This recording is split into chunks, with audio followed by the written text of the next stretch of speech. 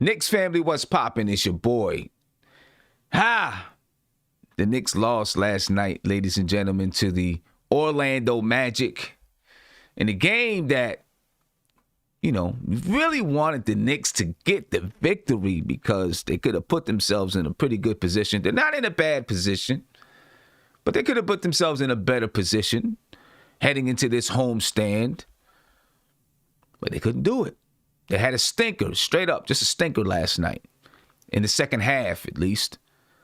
But the first half, I think you could kind of see, you could see it starting. You could see what was happening. They took an 11-point lead and then started to falter. You could see it happening in the first half, and then it just spiraled in the second half. They had a stinker last night, ladies and gentlemen. There's some things to it, some components to it, without a doubt. We're going to talk about a few things. I want to reflect. We're going to take some time, reflect on the game. If you're Tom Thibodeau, how do you address what happened last night as you go into 3 days of practice? And, before you have to play Minnesota on Sunday, I want to talk about RJ Barrett and the fact that he was benched last night in the fourth quarter. For the most part, he was benched in the fourth quarter. I didn't agree with him being benched in that fourth quarter.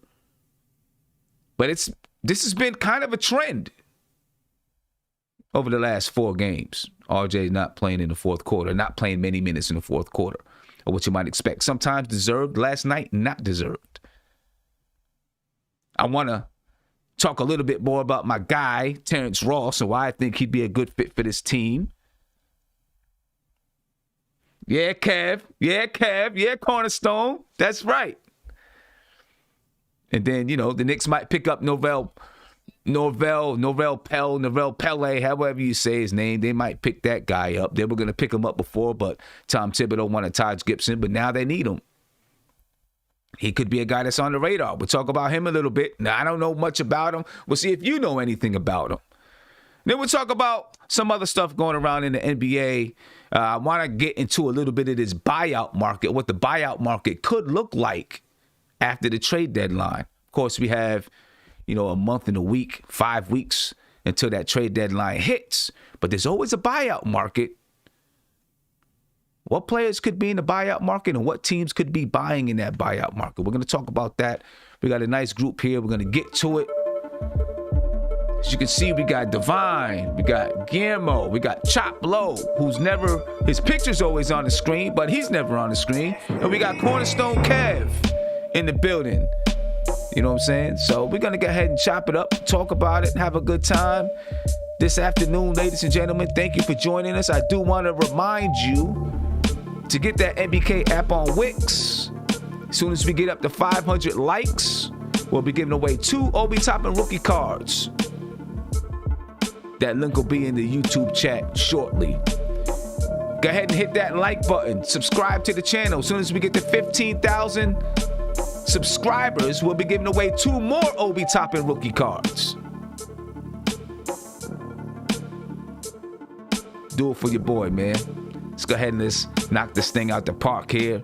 Good afternoon, good morning, fellas. I do want to say to my guy, Nate, man, I hope Nate is good and everybody in Texas is good. You all know what's happening and what's going on in Texas if you're following the news. And Nate is a Knicks fan, but he's in Texas.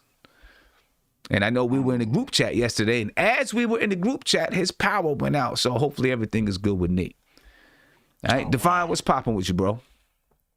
Good afternoon, everybody. Salute to the chat, the panel, NBK family.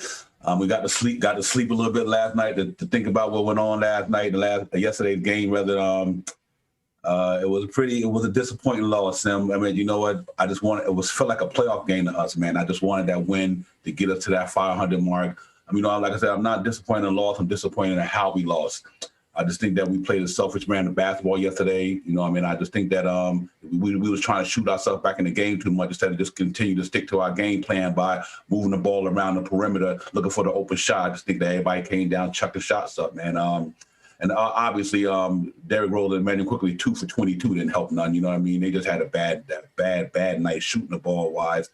Other than that, man, it just was a little bit disappointing. I was hoping we can go to 500 into this homestand and and continue our stride. But I'm not upset because I know we're gonna bounce back. We go back home and try to get some home cooking and pull off a couple of games. But other than that offense performance of that, the selfishness, I never seen the Knicks play ball all year like that, where everybody just was shooting their ball for themselves. They wasn't looking at each other and moving the ball around the perimeter. And then I think Tom Thibodeau, it's nothing to harp on him, but I just thought that R.J. Barrett and Alfred Payton was playing some good ball in the first half.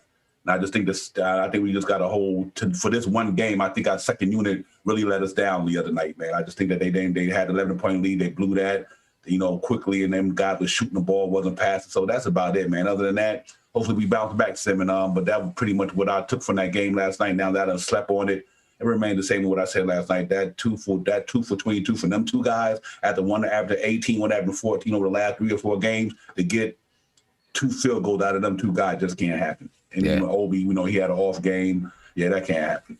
Yeah. Guillermo, just reflecting on last night after you had a chance to, I don't know if you had much sleep, after going on Blanche Tears and then this and that. I don't know if you had time to even reflect on it, but anything. I had something. Yeah, go ahead. The most deflating thing is where you have to put something together that has to go out, either go for approval or denial. You spend hours in it, and literally you get an email saying, "Nah, we don't need it. Okay, we're good." And it's like, like we're not going to invest in it. And I did all this work, all this modeling. That's why I was up late. And I was just like, "Are you serious?" And it's like, "Oh, thank you for the work," and you just feel deflated. So tell me about it. Again, I didn't get much sleep, but the game yesterday, obviously, the rotation was an issue. The perimeter defense, again, a big issue, letting open shots. I mean, granted, we did sell out on Vucevic. Vucevic went 8 for 24, but even when he wasn't in there, they had guys like Fournier, they had Bacon, and obviously Terrence Ross going off, especially from outside.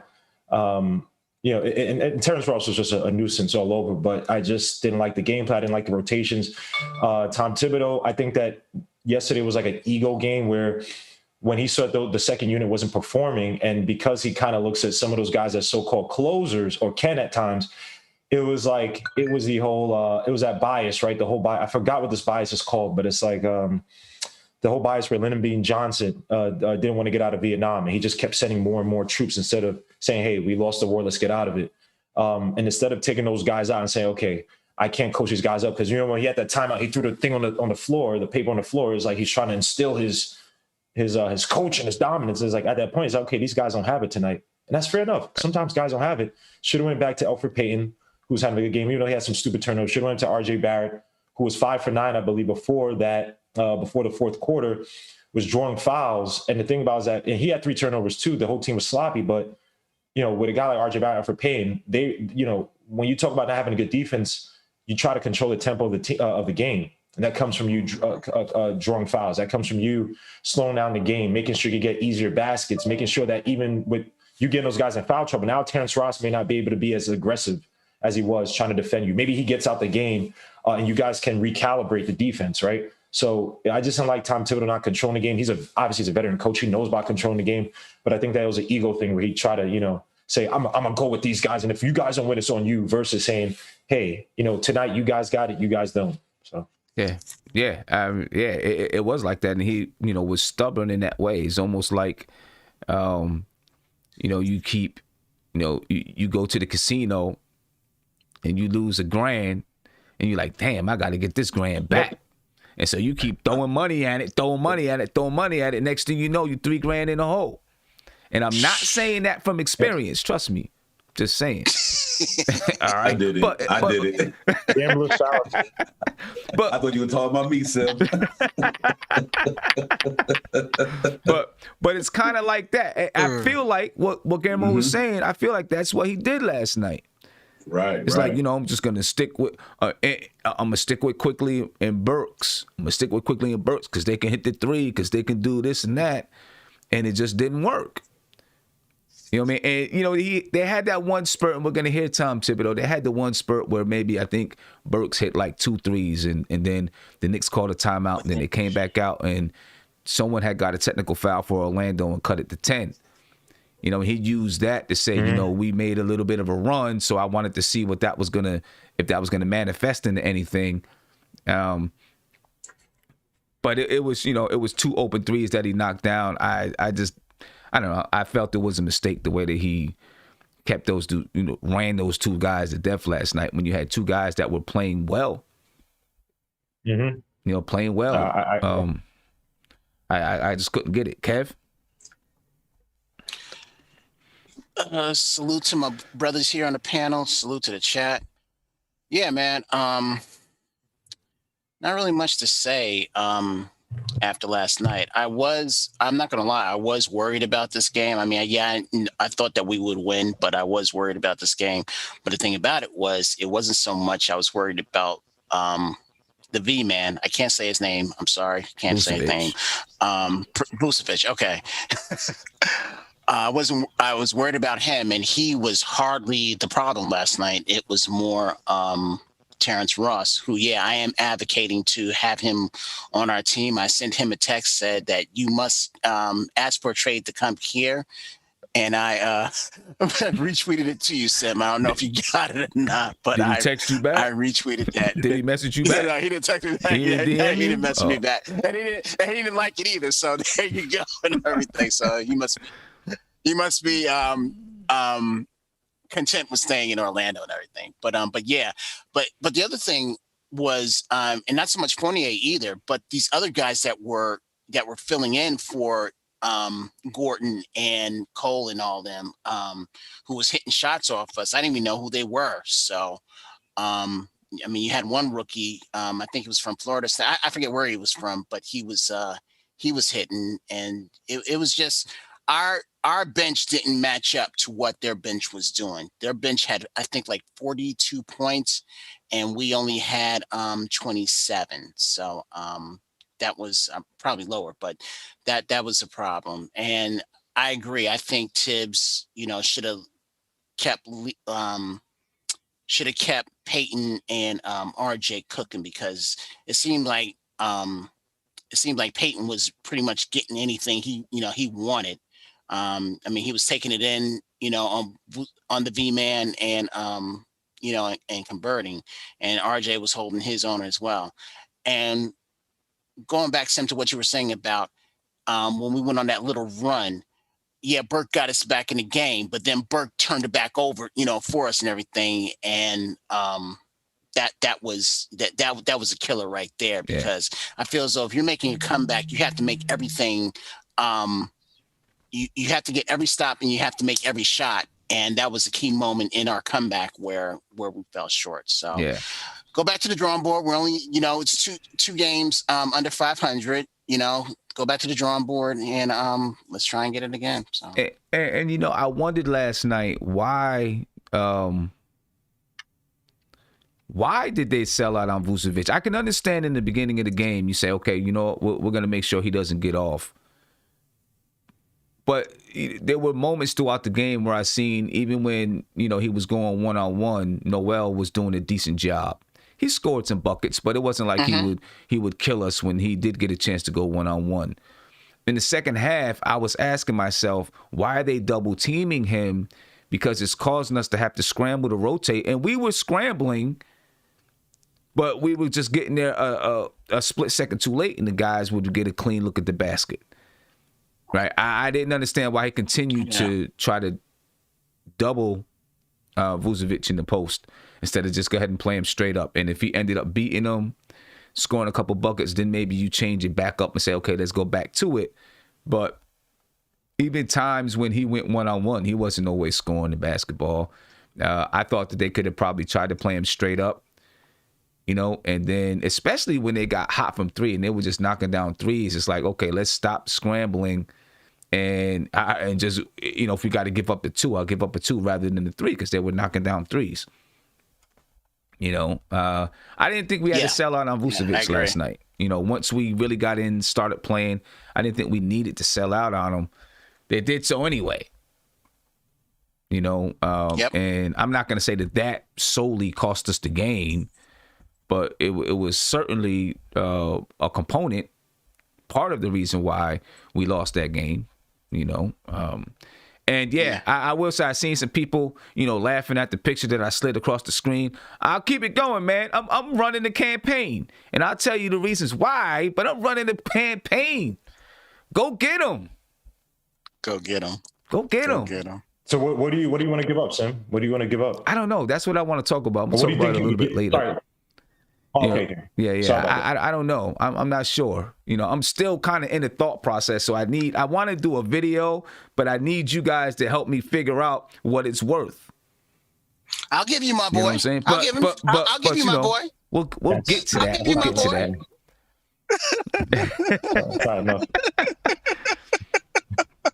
Sorry, no. And a lot's going to depend on what C-Mac said. Simeon Russell needs help. Yes, I do need help. Everybody needs some help every once in a while. You know what I mean?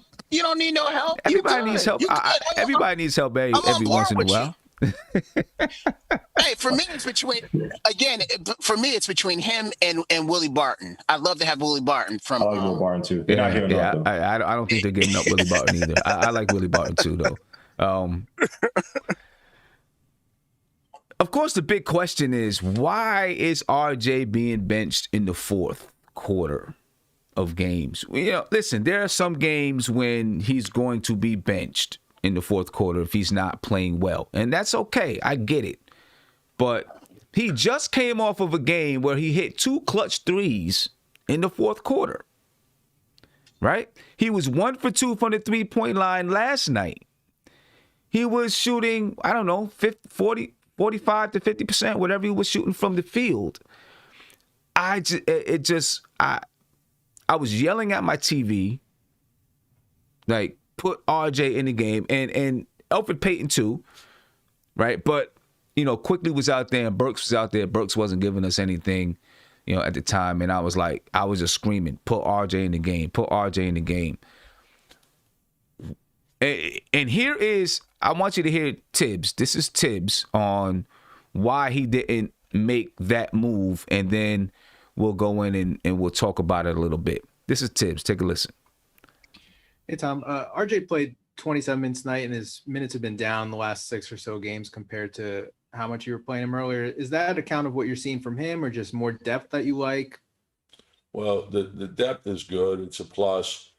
But, you get into games like tonight, and it's more you're just searching. You're getting a hole like we were, then you're trying to find anything that can get you going. And so the group that was out there got going a little bit. But if you ideally, you'd like to be playing from the lead. And the thing that was the challenge is I thought the starters got us off to a decent start. The defense wasn't good, but the offense was very good to start the game. And we have an 11-point lead, and it dissipated very quickly. And, then we're scrambling the whole second half. So. And see, right there's just a few things in there that I don't understand with the answer, right? Because, okay, he mentioned that the starters got him a lead. Although they didn't play good defense, they got him a lead. When they lost the 11-point lead, and I'm not hating on Rose and Quickly, it's just these are the facts. Rose and Quickly was in the game when they lost that 11-point lead.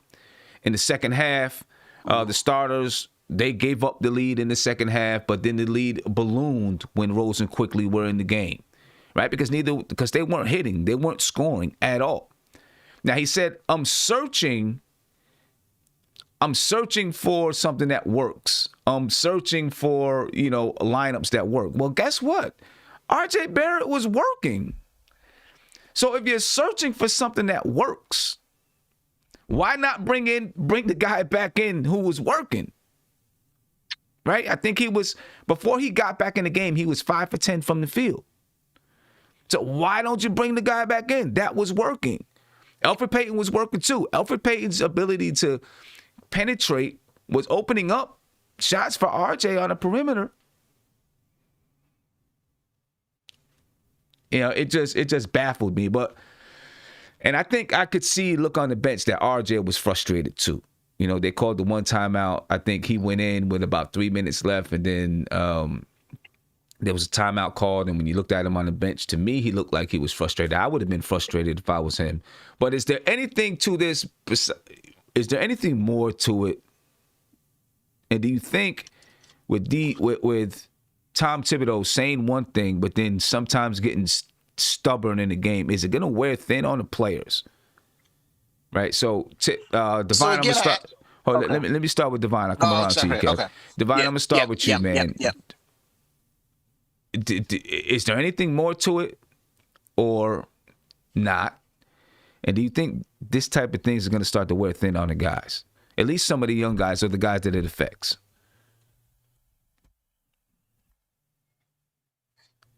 Can't hear you, Can't hear Divine. you. Can't hear you, Divine. Can't hear you. Yeah. Yeah, I think you hear me now. Yeah. Yes. Yeah, I think it'll have an effect on the young guy if they're not mature enough to handle it. You know what I mean? If they, I think it can have an effect on them because to me, not bringing RJ back. I mean, first of all, you brought him in with 3 minutes left. You should have just left him out the game. You shouldn't even brought RJ back in 3 minutes ago in the game. Why did you even bring him back in there? You know down what I mean? 15. Him and Peyton, to me, that's like a smack in the face to them. You know what I mean? Like, oh man, hold up, we balling hard. These cats not playing good. But you leave them out there, you bring us in when the game is out of reach. And what about one of them cats would have got injured? You know what I mean? And at useless minutes. Because the minutes to me, the 3 minutes a game, it was over. You know what I mean? So, yeah, I think it can have an effect on a young guy because if they're not mature enough to handle that type of coaching, coming out of college, coming out of high school, it can, if they're not mature enough, yeah, it can have a difference. But the RJ situation, I don't really understand that. But other than he just like, you know what? I'm sticking with what I got. Maybe quickly he could shoot the ball. He could shoot us back in the game. But he just decided to go with them, and it didn't pan out. But I hope it don't cause a type of problem with the young guys, man. Because we need them cats to be at their best, man. If they get any little inclination that they're not being trusted, it can cause a problem. Because they feel like, well, this guy don't trust me. Then they start getting bitter. But let's hope that don't happen. But I definitely think that. That was one coaching move last night. I said all the moves that Tom Thibodeau did this year, that was the one I didn't like about not bringing Alpha Payton and RJ Barrett in there. When Alpha Payton was penetrating, he was putting pressure on the defense. And the second unit wasn't putting no pressure on the defense. They just was chucking. So, yeah, I think it had an effect on the young player. And I also think that I didn't like the way they did RJ and Payton last night, though. Yeah. Okay. Kev, go ahead, Kev.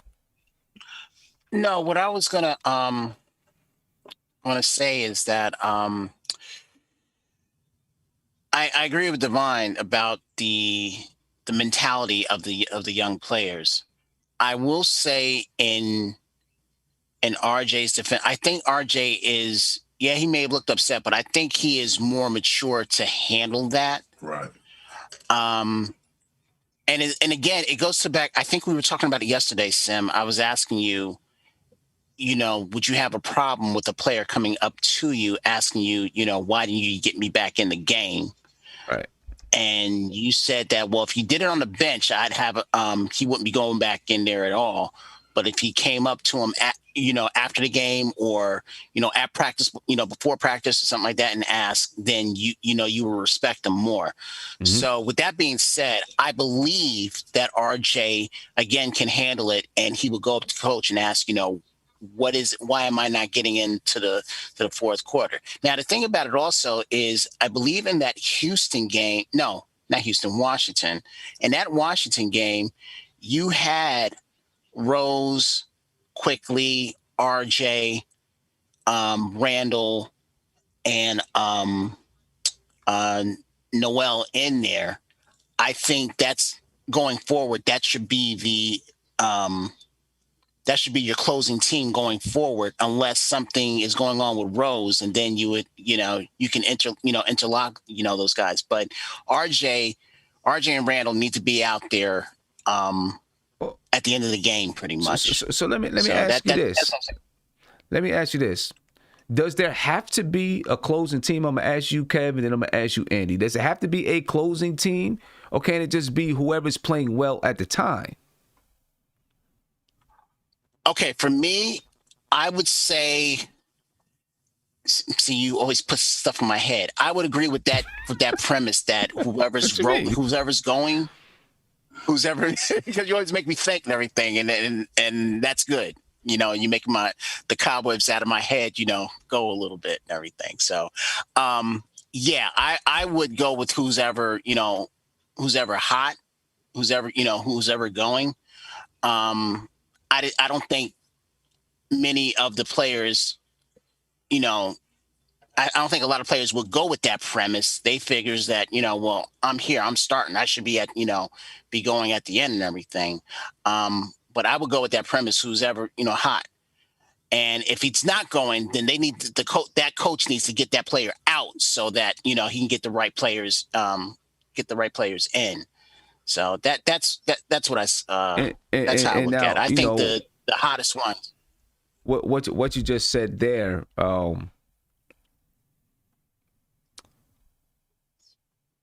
like Elfrid Payton's already a starter and he's not really getting fourth quarter minutes. And so far, what we know, we don't hear any complaints from it. Right. So right. I don't know if the guys are going to complain that they're not getting those fourth quarter minutes. I don't think that they will. They don't look like complainers. Our guys don't look like. Probably the only one that probably would complain. The only one probably would complain will probably be Randall. He's probably the only one that might voice his opinion. Everybody else, I don't think is going to have a problem. I mean, hey, we haven't seen Rivers complain about anything. He's not even playing. He better not complain about nothing. He better not complain about nothing. Shoot. Yeah. Shoot. So, but I'm gonna agree with your yeah, exactly. I'm going to agree with your preference of if the players if you have a hot team out there, just let them keep cooking. Yeah, that's what I think. Andy, talk to me, man. Mm-hmm. What's going on? Yeah, what's up? With this fourth quarter stuff? Sim, to the fourth quarter stuff. My question is, what did Emmanuel Quickley do to be in the game after being 1-7? Because I would let slide those couple of shots that he didn't make, right? But after 1-7, a rookie player on the court with a coach that doesn't like rookies in the history. I couldn't sleep about it. I was like, what did he do? What does he have on Tibbs that he was in the game? Over RJ, over Payton, over for real, guys. I couldn't sleep about it because I was like, if he would do like, I don't know, defend or whatever, he's a liability on defense even. He's just a hot hand, and if he's not hot, he's basically useless on this team. And we got to be clear about it because, if Emmanuel Quickley doesn't make those threes, and he chucks a lot of them, but if he makes them, you can't say a bad word, right? But if he's not making them, and he's still on the court, he basically doesn't give you anything except looking for fouls. And that can be, that's a thing that I'm not a fan of because, he looks for it even more than Trae Young. He's just waiting for the foul, and when he gets fouled, he doesn't even want to make the bucket. He's like, I'd rather go to the free throw line, and I don't care about if the shot is whack or whatever. So, I'm questioning, why is Emmanuel Quickley on the court in a game like yesterday? I understand he might have he might have the idea that he might get hot, but when you're 0-7 or 0-6, right? You wait that one more shot, right? But we are not a team that can afford a player go 1-12 and still win a game. We are not that kind of team. If you're a Golden State, Warriors, that championship team, that you have three superstars that all can go, be hot and stuff like that, that's acceptable. And you have a lead. If we had a lead, like 10-point lead, okay, you can put in Quickley there and run him, get him experience. But in a game like last night, I have no idea what happened there, and I'm gonna question someone else. I'm gonna question the assistant coaches. Thibs might be in the in so hard into the game that he might have like missed things. But why didn't the coaches pull him back and say, listen, Tom, we got to take a timeout and just Tom, this guy is just print him the box score and show him this guy is 1-10. He doesn't give us anything now. Just bench him. We got Elfrid Payton, which was also, and you were saying about RJ that he was pissed when he was 3 minutes left in the game and he was putting in. Did you see Elfrid Payton how fast how fast he was undressing when Tibbs called his name with 2 minutes left, bro, I was thinking he might not make it to the to the middle of the court in those 2 minutes. He was like, he was taking off. That I was thinking he's not going to make it in those 2 minutes to get on the court. He was that much upset that he didn't want to see the playing time in that kind of game. Hold on, I'm also I had beef with Josh yesterday on the Twitter group, in the Twitter chat, because he was saying, this is just kind of game. Whoever Tibbs was put in the game, we will lose. No, you can't blame this loss on Austin Rivers. You can't blame it on Kevin Knox. You can't blame it on those guys that didn't see court minutes. Maybe those guys would have a harder, approach to the game. Maybe they would hustle more than an Emmanuel quickly or whatever. And I'm not saying that he didn't hustle hard, but he didn't make shots, and that's the truth. And like I said, if he would be up by 10 or more, and he would be a vet player, because I understood why Rose was there, but then he pulled Rose and he still kept quickly in there, and I was like, those boys are like intangible now. They come in the same time and they go off to the bench the same time. So why one is in and the vet MVP of your previous year team is on the bench now? I was irate, bro, when I saw that. Well, maybe. And not to even mention, because Burks hit those two 3-pointers, like you said. But come on, man, he shouldn't be in the game as well. Right. Let's be clear about it. Go ahead, Kev. Then I'm gonna come to and Sim. I don't know, you're just gonna say it, because I don't know if you ever had a situation like when you had a player like 1 in 10 and you still kept him in the game if you were down, because I bet you lost that game. I mean, the only time I did that is if the rest of my team was just so inept. Having that guy on the floor was still the better chance. Or he got something else, on his repertoire that would help the team around, like a defense, whatever. But this thing was, I was. Yeah, what I was gonna say was, to why Tibbs left him in there. Maybe he just wanted to see what it would be like with him being the actual point guard, running the show. Maybe. I don't know, but just maybe. The one thing I will say about Quickly is he is fourth in rookies this year. He is fourth right now in rookies and statistics and everything. And he is we do have somewhat of a we haven't lost many games. We're like 2 games under 500. We could have been 500, but we're only 2 games under 500. So he has contributed somewhat to us winning. I understand your frustrations with him at times, but he is one of the reasons why we're winning games as well. So, Kevin, but that's going to hurt him as well if he's going to be on the court with that shooting percentage, because fans are going to turn on him fast. We did it on Frank, we did it on Kevin Knox because he didn't make shots, and the fan base is split on those guys. Some love him, some hate him. But is the fan base really going to turn on Emmanuel quickly? Bro, 2-3 more games like that, he's going to be on the end of the bench for most Knicks fans.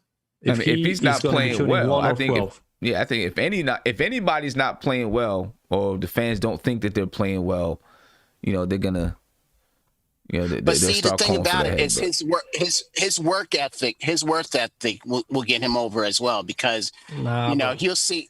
I think so.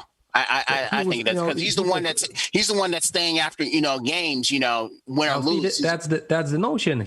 Frank was also there. Kevin Knox was also there every time that they had a big game. All of them were there. Listen, you're talking to the president, Frank Ntilikina. I'm not talking about only Frank, right? Bro. I understand, but you're talking to the president. I know, but we've had this is 4 years of Frank. This is only about 2 or 3 months of Quickly. That honeymoon is still going on for him. unfortunately. It's the honeymoon's It's still gonna be going a on. fast for him. divorce then. If it's gonna be Guillermo, like what's that. your take on this situation, man? He looks like he cheated on us. I just chalk it up to, look, everybody has a bad day at work. That's all it is with Tibbs. Right. You know, the whole thing about, and I'm not, look, it's fun to analyze this one game. I'm not harping on anybody's perspective, but it's like, look, it was an ego thing. He tried, again, it's that bias I can't freaking remember, but he tried to go with, he tried to outsmart the game, and it didn't need to be. And sometimes it happens, right? This is why a lot of these so-called lower teams, I'm not saying that we're one of the best, but one of these lower teams, they could beat any given night, they could beat one of these top teams, just because sometimes that other coach may try to outsmart. They try to might outdo it. What's simple? Go with what works. Go with the guys who are effective. He tried to go to a so-called closing team. And, one thing I'll say is that he probably tried to rely way too much on heroics after Burks hit those 2 threes, hoping that Randall and quickly, as well as Burks and Bullock, could help lead them back. I'm just watching the fourth quarter again.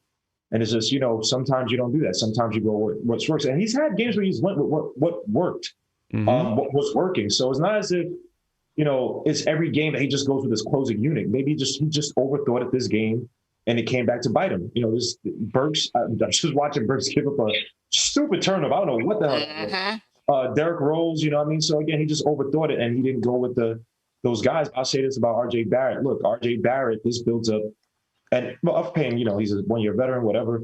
Always on a here to 1-year deal, but for RJ Barrett, built to be a character. Hey, you sat out, and people probably knew, okay, the coach is wrong, but be professional about it. Go back the next day, work hard, and then when the coach gives you those minutes, make sure you execute. Make sure you went 5 for 9 when you're taken out. Next time, make sure you're going 8 for 14. Make sure that the coach make sure the coach realizes, damn, I made a mistake doing that. RJ Barrett went off to the past 5-6 games. So it's a learning experience. I'm not going to kill Coach Tom Thibodeau, and I'm watching right now 5:22 when he threw down the paper, and I think that's when I think he got mad at himself, like, oh my Lord, what the hell did I do tonight? So again, I'm not going to kill him too much. Everybody has a bad day at work. Okay. With RJ, it's kind of been a trend in the last few games. If you look at the last 5 games, and maybe not all of the time he deserved to be in there, but against Miami, the last game versus Miami, he played in the fourth quarter. 3 minutes and 53 seconds. Against Washington, he played 1 minute and 43 seconds. Against Houston, it doesn't look like he played any minutes. I don't remember. I got to go back to that game. But when I just looked at the stats, they didn't even have him on the box score in the fourth quarter. And then versus Atlanta, he hit some big shots. He played 6 minutes and 27 seconds. And against Orlando, he only played 2 minutes and 19 seconds. So it's been a trend with RJ Barrett, and of course he's a guy that people want to be, he's one of your cornerstones. He's one of your cornerstones, and one of the guys that you're building with, right, Kev? And yes, in the last 5 games, he's been, besides that Atlanta game, almost non-existent in the fourth quarter. And of course, this is a time when we need RJ Barrett. Some of it is RJ Barrett. If you're not playing well, you shouldn't be in there. And if other guys are playing well, you should be in there. Right. So it's a mixed thing, right? So with the Washington game, he was woefully inefficient, right? 3 for 13. He had those turnovers. Derrick Rose came in and calmed the storm, right? The Hawks game, I forgot what you said about his how many he had in the fourth quarter, but he hit the 2 big threes, and he did play 32 minutes. The Washington, I mentioned Washington game. The Houston game, he was 2 for 8. And his shot was rimming in and out, but he did have 5 assists. So I don't remember what he did in the fourth quarter. I can't remember the fourth quarter per se. I think that's when we kind of blew him out. Like I can't remember exactly what happened with that Houston game. Miami game, Miami game. What was he? Look, he's 5. He was 5 for 14. And the first Miami game, he was 1 for 6. So he had games where it wasn't necessarily out of the realm that he could have been taken out. He wasn't efficient. He wasn't really feeling at those games. And mind you, that was granted it was after that the Portland game where he was 8 for 14. But me personally, I'm not gonna look into it too much. He was inefficient for a good 4 or 5 game stretch, and then got efficient for that Hawks game. This game is like, I just chalk it up to Tom Thibodeau now going forward. Now, and the thing about those, Sim, is that in the some of those games that we just mentioned, he was being used as like the primary ball handler, right? I've seen him take the ball, not purposely, but it was like they coached up to where Elfrid Payton was literally handing off the ball to RJ Barrett, and RJ Barrett use a pick, drive, and then either dish it out, throw the alley, or attack the basket. So it seems like Tom Thibodeau's trusting more ball handling duties, at least in the start of the second half, even over Elfrid Payton in there. So I think that, again, it's a process of RJ Barrett. I mean, it was the same RJ Barrett when he was shooting 14, 7 threes a game. You know what I mean? He was going 1 for 7, 1 for 8. You know what I mean? It looked ugly, but I think that, there's a slow process. Yeah, this guy was giving you 30-some minutes. He was leading the NBA minutes. So to kind of lower the minutes now, I don't necessarily think there's a crazy trend, given the fact also he's been inefficient. But, I'll give it a few more games before I think it's, something's worrisome. But, Yeah, I think it's still, I was gonna say, I think it's something to watch, right? Because we see the trend over the last 5 games, and it probably went back even a little bit more than that. I just took the last 5 games, but it's something to pay attention to. Go ahead, Andy. Yeah, just like you said, Sim, it's something to pay attention to. But if RJ has a bad shooting day, or his the guy he's defending has a hot night and stuff like that, he's not upset about getting benched, right? And that's a team player. Not to even mention that he gets some boards. He does several other things. Meanwhile, Emmanuel Quickly, if he's not making shots, I'm telling you, guys, we got the rest of the players on the Knicks squad can do that with him. And believe me, I don't think that we had a player that was 1 for 12 in this season that was getting 4 quarter minutes. Yeah. And again, if it's a trend, right? Like if he keeps doing this with IQ and with RJ, then it's a problem. But I literally yesterday, I just chalk it up to he tried to outsmart the Magic, and he just had a bad game, and he just kept pouring more and more and more into that awful strategy, and didn't want to. He's more concerned about teaching these guys, like, oh, you guys got to do this. If you guys don't execute, you guys lose it. Versus, well, you're the coach, you make the rotation. So yesterday, I almost didn't want to do the whole Rex Ryan versus the Patriots thing, 2010. If you guys remember that awful game, 45-3, where it's like, look, you just throw that game away, you bury the ball, get out of your minds. And then the next game in the playoffs against the Patriots, they beat them. So, that one, Andy, if it's a trend, I agree with you. But this one, but Guillermo, if it was 30 points, okay, just leave him. Just leave him for the experience. I don't care. Mm-hmm. But this game was a winnable game, even when we were down 11 or 12. It was. It was. Coaches make mistakes with some of the. Again, every night there's a team in the NBA that beat a team they shouldn't have. And because that other team's coach tried to outsmart or try to be cute, right? I'll just say Tom Thibodeau screwed up. He tried to go with these so-called closers, Derrick Rose, Quickly, and together they seem to have a decent combination. Randall there as well, too. Burks, again, he just tried to outsmart him, and then he just kept digging himself into a hole. Freaking Terrence Ross, you couldn't stop him. Bacon, all these guys, he just got into a hole. Evan Fournier was making shots. He just got into a hole. So I just hope it's a bad game. Now, if it keeps happening, I agree with you. There's something going on. But this one, all right, let me get to a phone call, then I'm going to come back and get the prints, all right? Caller, you live. What's poppin'? What's going on, gents? How you feeling, man? How you feeling? Pretty good. One of your guys here in the chat, Virgo Smith, said, check out the halftime scores of every loss. So I just did a quick look up. Bear with me here. 30 games is a good sample size to pick up trends. You would agree? So yep, okay. I think rotation situation aside, we've had all sorts of closing lineups. What we have is a second half issue. Of the 16 losses that the Knicks have had so far this season, 13 of them, they've gotten smoked in the second half. Only 3 of them actually against good teams, the Nets and against the Blazers, where they actually getting blown out at the half, and they had a good second half to kind of catch up, but they lost anyway. But look, here's just a couple of random games. Tied with the Raptors, lost by 17. +5 with the Pacers at halftime, lost by 14, 19-point swing. +13 with the Jazz. This one hurts too because the Jazz are the best team in the league record-wise, and we had already beaten them one time. Second game we played them at Utah, we're up 13, lost by 14, so minus 27 in the second half. Here we go. Here's another one. I mean, plus 5 on the Kings, lost by 9, minus 14. Minus 5 on the Pacers, lost by 20. Not Pacers, 76ers, another great team, lost by 15 in the second half. I mean, all of our losses were either tied or we're up at halftime. And then we lose by 10, 15, 20 sometimes. Last night, up by 3 at halftime, lost by 18, minus 21 in the second half. We don't have a killer instinct. I mean, this is a young team. We have been bad for a very long time, and we gotta fix this. I think rotations are one thing, but I think it transcends the rotations. I think it's a team-wide problem that we got to figure out because good teams don't lose the third and fourth quarter. So what is it going to take, do you think, to fix that? What is it that we need to do? Well, I think RJ Barrett being able to buy a beer might help.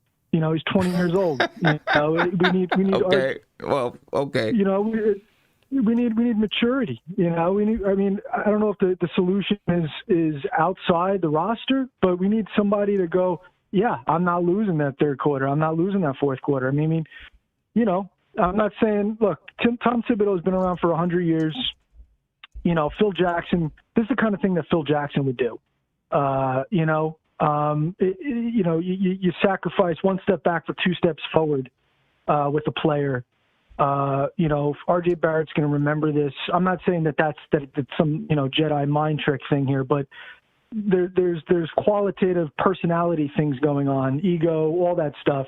If we're going to be a playoff team, it's not the worst thing in the world to put RJ Barrett in his place, in February, and let him know, hey, listen, man, you got to be that guy. And if you're not going to be that guy, you're not going to play. If you're not going to refuse, to have the game go from basically you're up 5 at halftime, and all of a sudden now you're down 15 at the end of the third quarter, and that's a trend with every single one of their losses. They were down. I mean, it's crazy. Down by let's say the only loss where they were actually getting smoked at halftime was versus the Nuggets in early January, where they were down 21, and they lost by 25. So it was still a 4-point deficit in the second half. But that's the only loss where they could not have, where you look at it at halftime and you're thinking, oh, man, they're out of this game. Every other loss, 15 of their 16 losses at halftime, we're all confident thinking they could probably pull this off. And they ended up not only just losing, but getting smoked in the second half. It's a team-wide problem. It's not a rotation problem. The rotation is probably the coach trying to figure out a solution to this problem and failing because it probably transcends what is a rotation problem. It's probably, it's a maturity. Those teams also have a lot of talent, sir. Like those teams, like all those teams you mentioned, the Jazz game, right? They're literally the best team in the NBA right now. That Raptors team, we held them to 17% in the first half from 3. Like things revert back to the mean, and because the Knicks aren't this uber talented team, they're overachieving. You should expect that. Like I'm not saying what you're saying is necessarily wrong. It's going to come maybe in the offseason where your draft picks, maybe a guy you trade for, acquire. That's going to come. But the teams you mentioned, these are all freaking, these are all beast. Like the 76ers, beast. The Jazz, beast. Like these teams. And we've beat some of these teams, right? But again, where you could still win, you can get away from them. But to honestly, to be ahead against some of these teams by halftime, it's truly a miracle. Even given the shooting nights that some of these guys had, like Randall against we won that game. But even the game that we won with Randall, the one we had, he was 10 for 26. He drew 7-8 fouls that game. You know what I mean? So I'm not necessarily disagreeing with you, but we're not as talented as these teams. So these teams that you mentioned, I expect them to beat us. Like if we could sneak one away, I agree with you. I agree with you. But so my question then is, all right. Down 1 at the halftime against the Clippers, lose by 14. What is it about the Knicks' plan, about their strategy, about their makeup as players that they're able to get to good leads, or they're able to hang with these elite teams for 2 quarters? So why Leonard and Paul George are in their 30s, right? Those guys sometimes need time to get revved up like an old car, right? But once they get revved up, RJ Barrett played as good of a defense as you can in the first half against Kawhi Leonard. that second half, Kawhi Leonard tapped into the Hall of Fame juice and said, no, Right. I'm Kawhi Leonard again. Paul George, I'm Paul George again. And granted, when you have uber talented players, that's what it is. And mind you, the game was actually closer than that. I know it was 129, but it was actually closer than that. It just kind of got away at the end.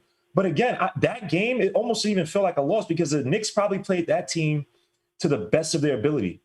Like, remember, the Clippers are supposed to be a Western Conference Finals team in the West. Right. So, again, are there things you could work on? Yeah, but Quickly had a good game. RJ had a good game. I believe Randall had a good game. Sometimes it's a talent. Again, the league is a talent league, right? We're not at that spot yet. But what I'll say about Tom Thibodeau, his coaching, and I give a lot of credit to Tom Thibodeau. That team last year, they lose by 30. Even with that first half ain't happening. So Tom Thibodeau's coach at these guys. Right. What happens in the second half? Maybe RJ, maybe Quickly, maybe one of these guys elevates their game to where maybe it's not a 14-point deficit. In that situation, maybe it's a 5-point deficit. Maybe it's a win. But it's a slow progress. Tom Thibodeau's trying to make Thanksgiving dinner with Cheerios and fruits right now. Like, this is, I'm sorry, we're not a talented team, but he's doing the best he can. So those games, I don't kill him too much. Can I get a real good point? Can I get a real good point on why the call is on? Good call, my man. Good call too, my brother. You know what we were saying all year long? The Knicks' best defense players are on the starting unit. The best defense players are on the starting unit. Emmanuel Quickly, Obi Toppin, Alex Burks. That's why they be blowing them leads all year long. Even like the game last night, up 11. You bring your second unit in who plays no defense, not good defense. The Knicks is a good defense team because the majority, Reggie Bullock, R.J. Barrett, Alfred Payton, and Mitchell Robinson all play in the first unit. That second unit don't have no good defense ball play, and that's why we be giving up the lead. It's been like that all year long. The whole year, we can go back to every Knicks game, the second unit blowing lead because Obi Toppin not ready. He's not a good defense ball player. Quickly not a good defensive ball player. Alex Burks is not a good defensive ball player. And I think that's the problem. I don't think it's so much all talent because we have beat some good teams. We blew out the Bucks with our talent. I think the Knicks are 14 and 16. You got to have talent to be in the NBA. Do we got super uber talent? No, but we do have talent. So I don't want to underestimate the power of Randall, RJ, Bullock and them guys. They pros. They pro. That's why they're in the NBA because they talented. Are they super talented? No. But I just think that our second unit defense is the reason why we. But when he brought up that stat about at the second half, we giving up a lot of points. It's the second unit defense for the whole year, basically. Let me get over here to Prince and Steph just joined us. Steph, thank you for the super chat.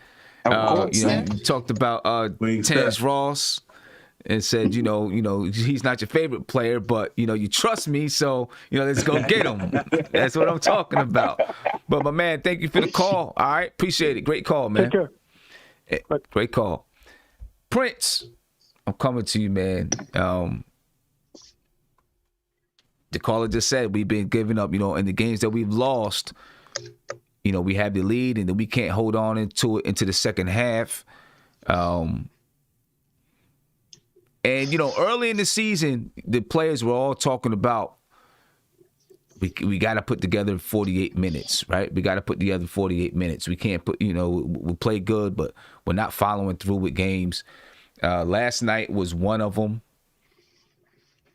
Now, I do think, Tom Thibodeau takes some fault. I'm not saying if you put R.J. Barrett and Alfred Payton in, they automatically win the game. But I think he takes at least some fault with it. But let me ask you, what do we do to bolster? How do we bolster that? How do we change it in second halves then? I mean, obviously you're not going to win every game. So we'll start there, right? The Knicks could go on a 4-game win streak after this, and we've all forgotten about this game here, right? So that's not going to you're going to lose games. You're going to have games where you're up in the first half big and you lose it, or games where you're down in the first half and you come back and win it. It's going to be like that. There's no doubt about it. But if this is a trend when they lose games, how do they change that? You know what I'm saying? Sim, I think this is one of those things that we've all kind of tiptoed around all season. You know what I'm saying? Like, we all kind of, throw it back and forth, in the pregame, in the green room sometime. And we see where we sputter and where we have, holes at. I truly believe, I think one of the holes we definitely patched it with Derrick Rose. That was having somebody in the second unit who could be a leader and, basically drive the ship for us. Derrick's doing a pretty good job of that. But now, as we see, I think now it comes into the coaching pedagogy of Thibodeau is now he has to start to implement like Julius time, like fourth quarter, last 5 minutes of the game, the ball needs to be in Julius' hands, or we should have 5 or 6 plays that are drawn up where Julius can get, easy buckets. No question asked. We call his call, Julius on the box, screen, Duke, backdoor, Julius gets a bucket. I think having easier scoring in the second half with the second unit, I think that'll help a lot with the stagnation. I'm not going to sit up here in front. Y'all know what I've been screaming. Basically, this whole second quarter of the season is Zach LaVine. I believe we need a closer. I think that's another big problem with us. We don't have a guy who can truly get his own bucket when we need it, to stop the bleeding. And I know a lot of times, like last night, if we had a guy who could, go back and forth with Terrence Ross and not say that that's the type of game we should have played, but sometimes you just need a guy who can say, okay, all right, you went down and scored 2. I'm going to go down there and I'm going to either dunk on you or I'm going to get an and one, and then I'm going to stop. I'm going to stop all the momentum that you have going. So, again, I think it's a couple different ways that we can shore that second unit up in the second half of the games, because, again, that's where we lose a lot of games at, coming out in the third quarter, because most of the time we lackadaisical. Can't get scoring from Bullocks or Burks. So, again, I believe those guys shouldn't be depended on no more to get us scoring, and we just need to find scoring by allocating either part of the playbook to Julius or RJ, somebody who can score a bucket for us in the second half, that Tom can call that call, we execute it, and we get a bucket. I think freelance basketball, it's cool for learning your team. It's cool for the beginning of a game to get in the flow of the game, but I believe there has to be a time where Tom Thibodeau can call a call and get a bucket. And in the second half, we don't have that for whatever reason. I don't know. So basically what you're saying is you think, he needs to be do some things that's a little more intentional on the offensive side. I would believe so. I think so, Sim, because it would I think, like we said, where, when we had Austin Rivers running around with a chicken with his head cut off, there was there was a organization as far as structure, but it wasn't an organization to say that, okay, run this play, this person get the ball, you cut, you end up back out here, on a short corner, and, we got a 2-man game down here, and we get a bucket. No, it's more, okay, well, we're going to go off the defense. We're going to go off what I feel. We're going to go how how the game flows. That's too many variables for a team that doesn't have enough structure and a player that's that good, players that's that good to go get their own buckets. So, again, I believe we do need some structure and maybe another player or two, and that would help us solidify us in that second unit. But Prince, real quick, Sam, if we don't find anybody, if Leon Rose doesn't bring anyone in before the trading deadline, would you have a problem with that? Not necessarily, because like Sim spoke to the other day, you really do want to get some type of continuity between these guys, and we can't keep doing the turnover, the roster turnover, and think that guys are going to gel and we're going to have success like the Miami's, like the, any of these other teams that's been together 3, 4, 5 years. So, respectfully so, my move is Zach LaVine or bust. But I wouldn't mind Terrence Ross either, though, Sim. I would not mind. I would not mind Terrence Ross either. So, do you think Reggie Bullock would have made it harder on Terrence Ross and Alex Burks? Reggie Bullock. I believe that. That's the reason why I said that. That's a key. You move him to the second unit, because we need some second unit D. And if you put Reggie Bullock in that second unit, because we don't have no defense players back there, not a lot of them, he would have made it harder on Terrence Ross and Alex Burks last night.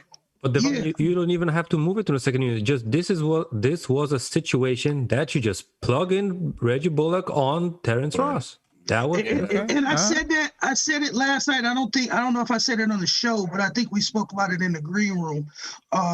Was just that I believe that the defensive philosophy for yesterday's game was stop Vucevic, and the defensive philosophy should have been stopping Terrence Ross.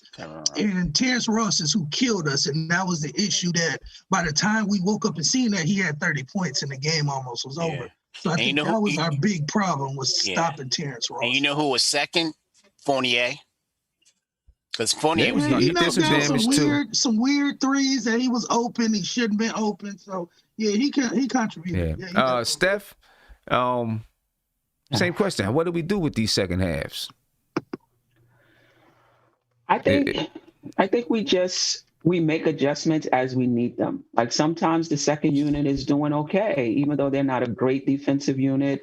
Offensively, it's flowing, and there have been times when they've actually extended leads for us. There have been times when they've held leads for us. I think it's just being flexible so that if they do come in and that's not the case, that we figure out, or Tibbs and the coaching staff figure out, well, who's doing the damage? If it's a shooter, maybe we put Bullock back in with that second team.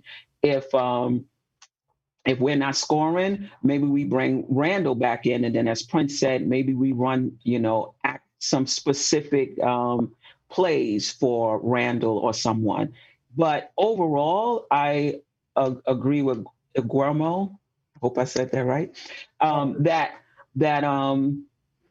I've said this from the beginning, I think this is a roster construction issue. And I think Tibbs is doing the best he can to get the best he can out of this roster. And I'm not saying that he's not making mistakes or that he can't even do better, but I think that we are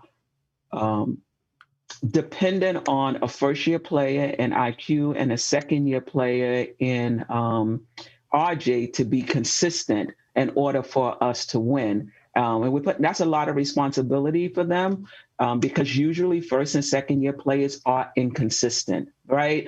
And so IQ is going to go 1 for 10. RJ is going to have a rash of games in which he's consistent and then a few other games where he's not.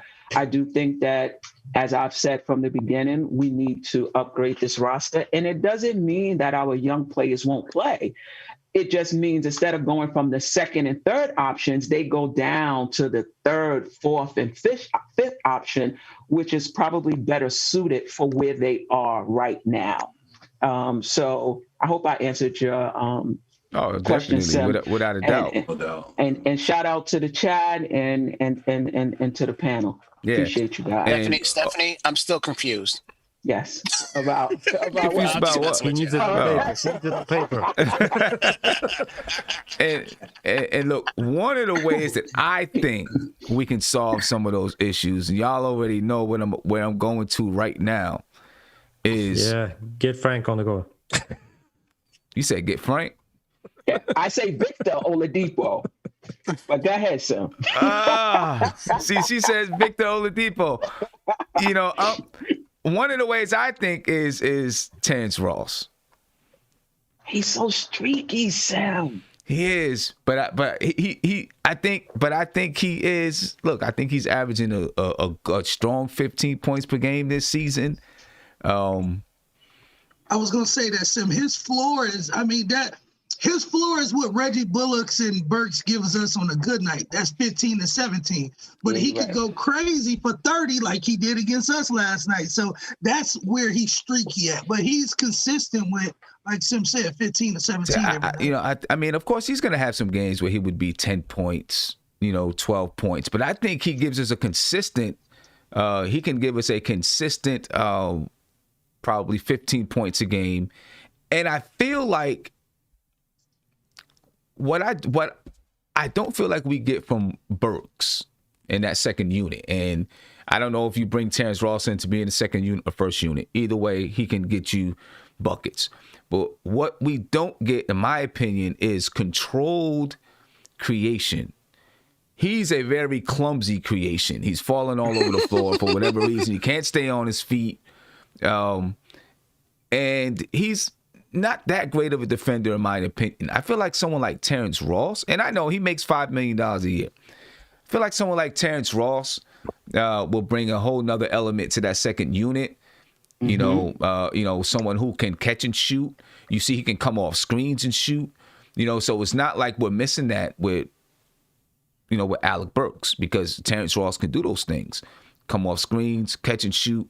He can penetrate to the basket. He's a much better defender, I think. So I don't think you lose anything going from Reggie Bullock to Terrence Ross, maybe a little bit. Right? And if you did decide to insert Terrence Ross into that starting lineup, which I don't believe Tom Thibodeau would do, then you get Reggie Bullock on the bench, who is a better defender and can add to that defense on the bench. I think, trading veteran for veteran, he's a better veteran than Alec Burks, though, in my opinion.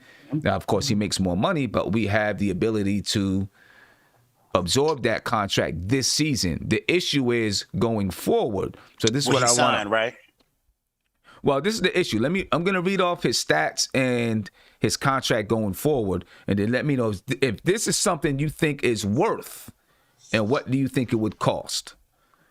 All right. So when we look at Terrence Ross, this season so far, he's averaging 15.3 points per game, 3.2 rebounds per game, 2.1 assists per game. He shoots 42% from the field. He's shooting 35% from three. He's shooting 90% from the free throw line. Okay. You would like to see him, it would be nicer if that field goal percentage was 45% or something around there, but it is what it is. All right, looking at his contract situation, he makes $13.5 million this year. He'll make in 21-22, he makes $12.5 million. And then in 22-23, he makes $11.5 million. So his contract goes down in each year, but it is a 3-year contract. Okay, so that means you're committing to him for 3 years, even though his contract does go down in salary each season. Okay, so first, if you are on board with Terrence Ross and you think that he would be a good addition to this team, and the reason why I call on Terrence Ross is looking at the situation with Beal and Levine, that's likely not going to happen, in my opinion. Not this season, right? So I feel like he's someone that you can get who is low cost. He's not going to cost you a lot of trade capital, who can add some scoring punch to that wing position. He can keep up what you're doing defensively, right? And he could be a trade chip in the future, because I think he's a veteran that if he doesn't work out with you, there are championship contenders who would look to say, yeah, we can bring Terrence Ross in. We'd like to have Terrence Ross on our team, right? So I think that you can get all of those things with Terrence Ross, and he's a vet. And if you end up moving Alec Burks, or he's replacing Alec Burks in the lineup, it's still vet for vet. I think that, he brings all of those things. He's an easier get than Zach LaVine and Bradley Beal and those guys. Maybe even Victor Oladipo, he's an easier get. The thing with Victor Oladipo is his contract expires this year, right? So you might not have him, you might still have that money to use in free agency or for trades or whatever if it comes available. That's the only hiccup I think with Terrence Ross, is that his contract goes 3 years. So what do you think first about Terrence Ross, and then we'll talk about what we think it'll cost to get Terrence Ross. Andy, I seen you had your hand up. Yeah. I was gonna ask if it's only, if the trade we are thinking is due to this deadline or also the next offseason. And I'm asking this because you know that's gonna chip in a little bit in the salary cap. So I would preferably like to deal for him in the offseason after we, try to make all the use of the cap we got. Because then we can trade players for him. So basically, he's not going to eat up the salary cap, because we can trade like expiring contracts or whatever just after the free agent market starts. But if we are talking about this, trade deadline, I like Terrence Ross. He's not like my favorite player because he takes bad shots sometimes, but he also makes the back shots, right? So, but the question is that you all also need a player like that. Right. Needs. So Sometimes you need one of those guys who are. Yeah, those crazy guys off the bench that can make a shot, right? Right. You need that sometimes. Some people say that's Emmanuel Quickly, but maybe he's probably Terrence Ross is probably a more consistent crazy guy. Yeah, exactly. That can make some of those shots sometimes. Let's say we did it at the deadline. Divine, what do you think it'll cost? We know this is my opinion on me that's what Orlando gonna do, just from my perspective. I think if you can get them Austin Rivers, Alex Burks, and 2 second rounders. If they don't go with 2 second rounders, will they agree on a future first? But if you could do Alex Burks and Austin Rivers, that's what, like $9 million right there. He make what, 13? He makes 13.5. 13, right. So Alex Burks and Austin Rivers, and the good thing about Alex Burks and Austin Rivers, they might can go down there and still give him a little help. And I don't think they give him a lot, but Alex Burks will score just as good as Terrence Ross if he's hot. You know what I mean? So I would do Austin Rivers, Alex Burks, and 2 second rounders. And if not, you might have to give up a first. Okay. Cornerstone, would you give up a first? Nah, man. Yeah, you can forget that. I'm not doing that. I'm not giving him a first. I'll give him a couple. So I agree with what Divine's saying. I'll even sweeten it a little bit and give him my boy as well. But no, I'm not giving him a first. Yeah, that's. I'm not laughing at you. I'm just laughing at Guillermo's face when you said, "I'll sweeten it by giving him Kevin Knox." No, not Kevin. No, not Kevin. Frank. Frank. Okay, still, I guess still. Frank. Either way, hey, but at least Frank plays defense and everything. So there you go. So, but yeah, I'm not giving up a first. That you can forget that. The firsts are out. I'm not doing it. Okay. And I would want Terrence Ross on this thing. I'm with you 110%. Infinity times infinity. I want a Terrence Ross on here. Yeah. Right. Guillermo, is he worth a first? Well, first I want to give congratulations to Kevin because it's like he's slowly weaning off of the Frank Ntilikina drug. But it's like he still needs like the methadone to because he literally tried to act as if this guy has so much value still. Sweetener. Any deal for a guy like but Gilmore, in all seriousness, they trade him down there. Clippers gonna give him that time. He's gonna give him that time. He'll give him that time. All right. He will. Here's the thing, Sim. It's tough because I feel like if we're being as objective as possible, is Terrence Ross worth a first? No, but these desperate playoff teams, they love wing and guard players who could score in bunches. So it might be a market thing where some other team, to Andy's son, by the way, you might have some market teams. You might have some market.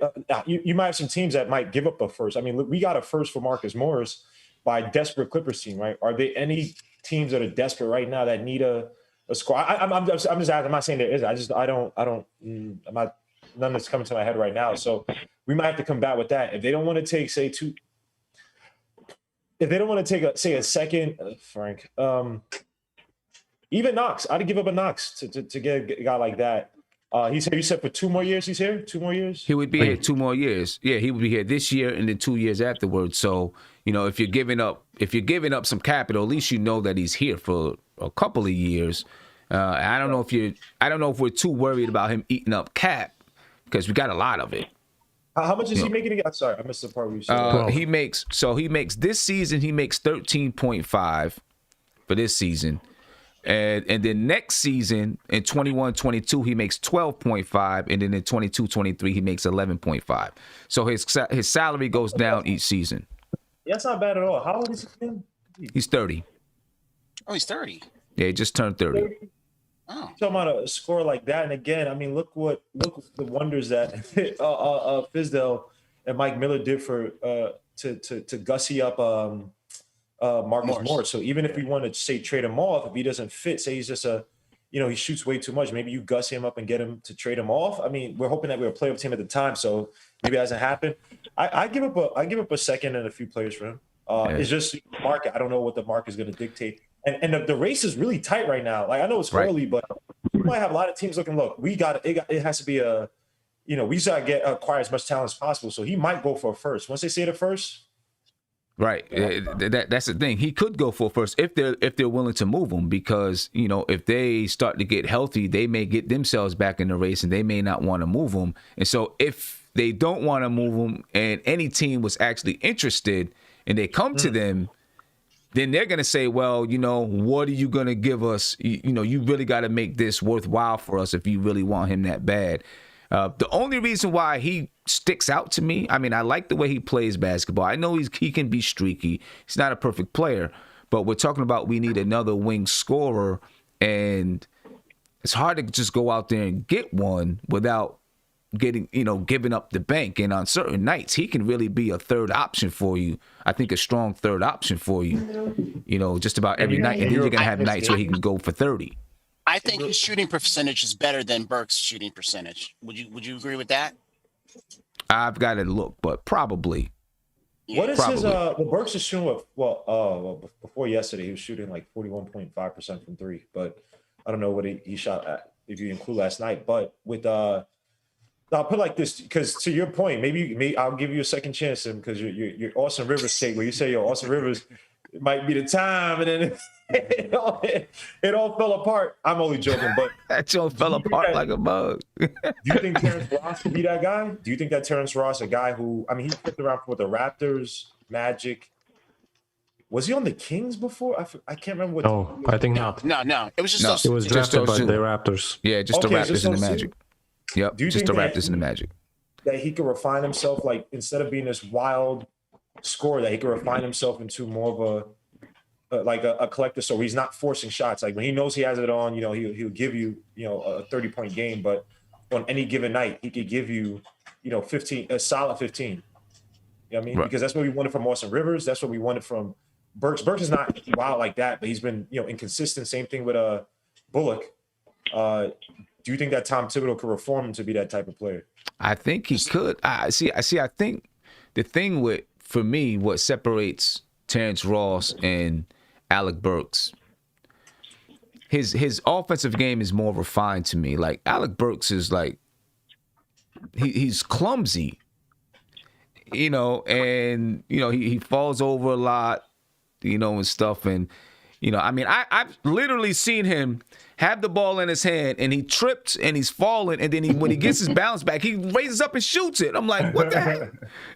You know what I'm saying?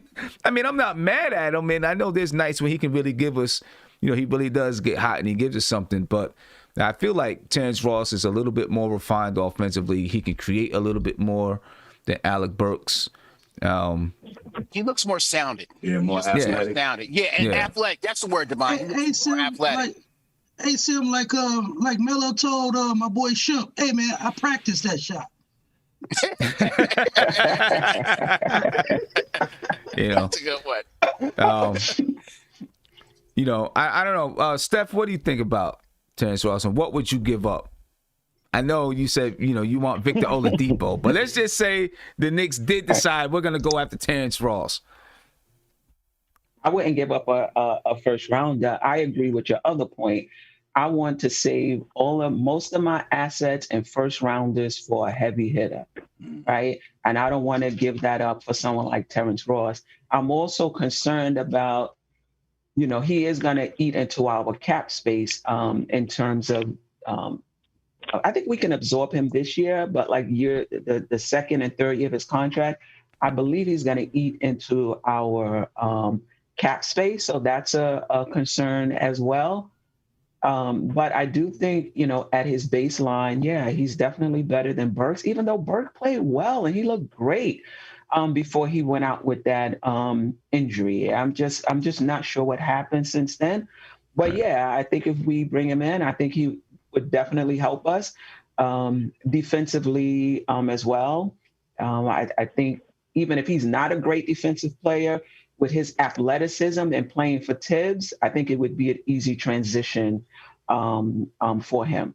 So, yeah, Sam, I know that's your guy. So if they pull the trigger on him, I'm all for it.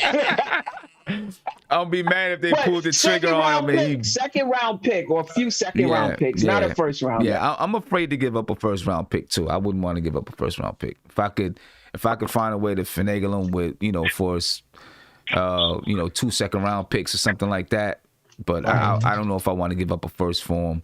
And then I would be mad if they did end up getting Terrence Ross and he came in and be a bust. Then everybody's gonna be blaming me. You know what I mean? I won't blame you. I won't blame you. Everybody's gonna be blaming me. That's what Las Vegas is. You roll the dice. Right. Okay. Would we give up a first if he came with Mo Bamba? Would we give up a first for both of them? Oh, now see. 2022. Somebody brought that up last night or another show. Would we give up a first if it came with Mo Bamba? I don't know. I think what you do instead of I think you just throw one in. You swap one of the young players, right? Kevin Knox was in the same draft. You swap a Kevin Knox or something like that. Right. I think you do that. Right. Yeah. Let me get to this caller. Caller, you live? What's popping? What's going on, man? Sound like he put his lunch down. Sound like he had to put his lunch down before he said anything. What's going on, man? I had to. I'm here working from home and taking a break here and there. I want to say one thing though before I say anything else, that these Knicks shows, you guys are consuming my time so bad. I didn't even know that there's a crisis in Texas, and I got peoples down there.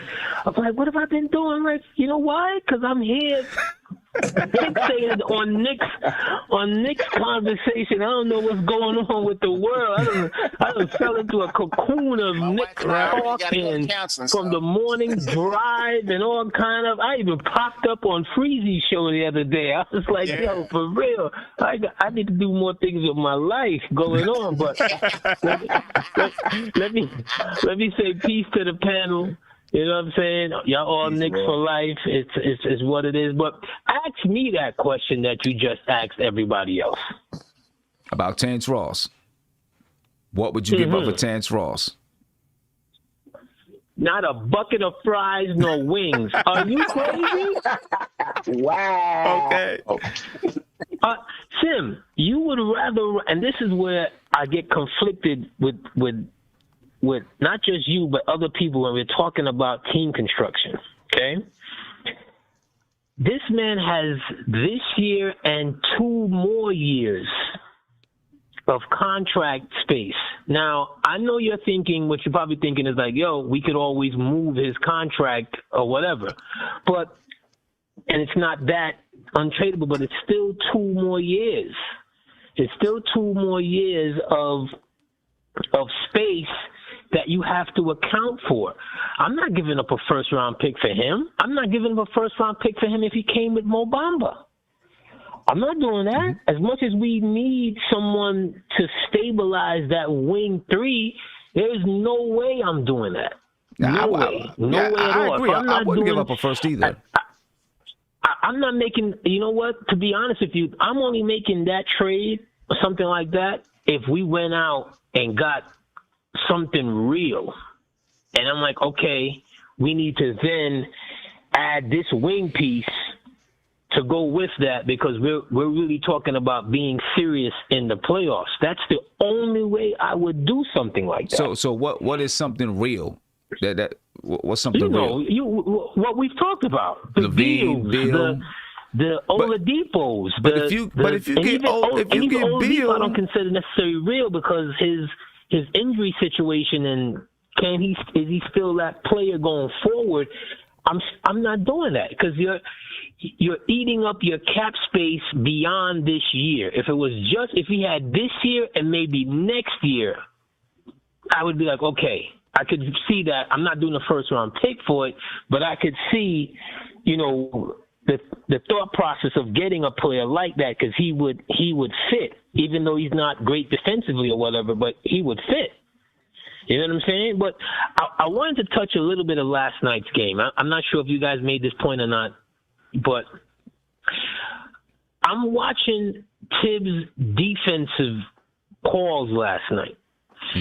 Vukovic is going to get his points regardless because he's the centerpiece of their offense. Why double team him? When the game was still in the balance early in the game, and first of all, you're committing more turnovers than you're used to. One, right.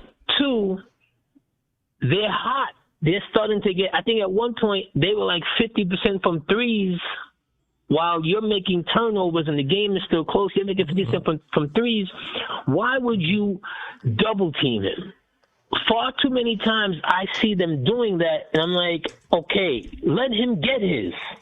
This is the NBA. Stars are going to get theirs. Those other players, what's the guy named Bacon and all these other guys, you're leaving these guys wide open, which I think was a Bacon or the other guy. I can't remember his name. What's his name? Slate or something like that. Up until coming into the game, he took 95 shots. 81 of those shots were from three. So what does that tell you? He is on the perimeter looking to do what? Just to shoot threes. Right. Why get him hot? You feel me? Why get him hot? Why get Bacon hot? That right there just didn't make any sense to me. And I'm not, like Gmo said earlier, G, what up? Gmo said earlier that this is just a game. I'm not looking at I'm disappointed, whatever. This is just a game, and you're going to have these kind of nights in the NBA. Right. Yeah. No, listen, I understand, that whole, we brought that up a little bit earlier, why was he double teaming? I could understand in the first half, you wanted to see what was going to happen, what he was going to do. He wasn't really killing us even when he went one-on-one with Noel. In the second half, I would have took my chances and said, let's see what happens if we just go single coverage on them and don't let these three-point shooters get off, because the three-point shooters were getting off a little bit in the first half too. I agree with you. But I've seen this trend, not necessarily with this team per se, but even around the NBA and even before that. Well, I used to call it the Melo midway zone. Melo would be playing, he'd have 1 foot in the lane, and he's looking, mid-in to the opposite side of the court, but he's not necessarily paying attention to that guy on the wing because either he doesn't respect him or they don't respect him. So by the time they swing it back around, you're too late to get back there. You don't always, 4 guys don't need to patrol the paint. You see what I'm saying? I'm like, I don't understand the defensive techniques when it comes to stuff like that. RJ Barrett sometimes does that same thing where you're one in the lane, you're kind of playing that halfway. Let that guy, whoever's driving from the top of the key, whoever's coming from the other side of the wing, let them come in. That's why you got, Noel. That's why you got Mitch Robinson to clean that up, to clean up that middle. You don't need 3-4 guys converging for one guy to go make the pass out that everyone is scrambling. That one makes the pass out to the wing. A good wing right there is either he gets the shot or he's going to then pivot and make the pass out that everyone else is scrambling. On a good team is going to leave you with your trousers down because you can't pivot and fast enough when the passes are being made if you're playing against a good team. That's all I'm saying. Yeah, Knicks family, I know what it is. Knicks family for life. Peace and stay safe, family. Appreciate it. Yeah. Another guy that the Knicks are interested in, of course, Mitchell Robinson is out for a little while, and the Knicks are looking to maybe pick up a backup center. Is Norvell? I don't know if it's Pell or Pele. Pelle. Right. But anyway, they're looking to possibly bring him in. And I think before they picked up Taj Gibson, they were looking to bring this guy in as well. Tom Thibodeau preferred to have Taj Gibson. He was picked up by the Nets. I don't even know if he played a game with the Nets, but he was waived so that the Nets could pick up Andre Roberson. And I think the Knicks are maybe interested in bringing him back for the time being since Mitchell Robinson is going to be out. Looking at Norvell, this season, obviously he hasn't played a lot of basketball this season. He's averaging 2 points, 2 rebounds, and 1 block per game. So in limited minutes, at least he's giving you 1 block in limited minutes. You know, so maybe he can be a guy that can come in and man that, play a little bit of defense for us. And, that's all we really need. Play some defense, get a couple of rebounds, and obviously he's a free agent. Wouldn't cost much besides a veteran's minimum. So it's interesting to me that, this report came from Mark Berman that the Knicks are interested in Norvell. And it's interesting to me that they'd look to him before like a Tyson Chandler, but I guess maybe he's younger, more athletic, more energy, a little bit more hungry, to make a name for himself in the NBA. So, you get a guy like that, then, there's a better chance that they're going to produce for you, So, I guess we'll look out for that and see if the Knicks make a move in that regard. But, it's a guy that they're possibly interested in making a move on. Now, if we will we have to cut somebody? Yeah. We have to let go of somebody. I wonder who that could be.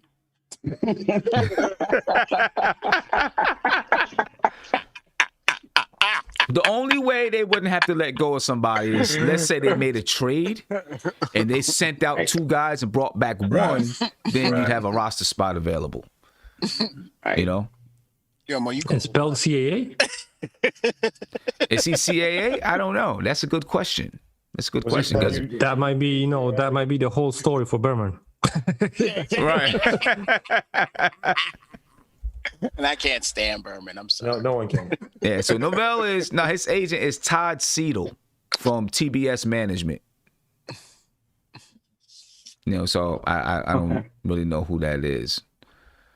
Never heard of him before. I don't know. Somebody said something, I guess the last time, if he would have played against us, maybe he would have played against us when we played versus Philly. I don't know if he did anything. Somebody the other day said that when we played Philly, he did some work or whatever. Yeah, he had a crazy dunk in that game. I was like, he almost tore the rim down on that one. I saw him play against Nets. Played against somebody. I saw him play. I think he would help us. Mm-hmm. Yeah. Okay. I think he could play. And of course, he would come cheap. He'd be whatever the veteran's minimum is. So it's not like it's going to cost a whole bunch of money to bring in Norvell Pell. Would he play over? Would he play over Taj? Yeah. I don't think so. I don't know. You think he would? You think he would, Steph? I mean, given Tibbs and Taj's relationship, maybe not. Right. Maybe not. Of course. Right. I let him go down to the G League, get my man from the G League. He's what's it, Sims S something. He got a funny, almost like an African type of name. But I would go to the G League and get one of them, send us to Michigan back, man. You don't even have to mess with all that stuff, man. What's his name, Prince? Prince probably knows. Send him to, I think he played last year. It's shit. They think it's Shih Tzu. Hello? Yeah, something like that. Yeah. Think of the dog. Shih Tzu. Think of the dog. Think of the dog. Shih Tzu, something like that. Yeah. Calling you live. What's popping? Hey, how y'all doing? I'm enjoying the show. Appreciate it, man. Appreciate it. Thank you for calling in. Yeah, I've been arguing with my friends back and forth with this whole center situation, Mitchell Robinson. And I love Mitch, and I'm a Knicks fan. I love Mitch, but I just want to understand why we really don't want Andre Drummond. I know he's like a walk-in 2020, and offensively he's better than Mitch. Defensively, I guess it's a give and take. But when Drummond was traded to the Cavs, they only gave up a second-round pick, Brandon Knight, and a John Henson. I don't think his value will be any higher than that, and he'll be definitely a better force on the Knicks. And Mitchell Robinson contract, him staying with the Knicks, it's a 50-50 toss-up, so we don't even know what we're going to have with him in the future and his agent. So it's like Andre Drummond could help out being a post presence that the Knicks don't have besides Randall. And I just want to know, that was my argument for Andre Drummond, because I'm kind of vouching for him. And he's only on an expiring contract for, $28 million? I just think it's worth a shot. He is from New York, so it's a chance that he could resign for a better deal.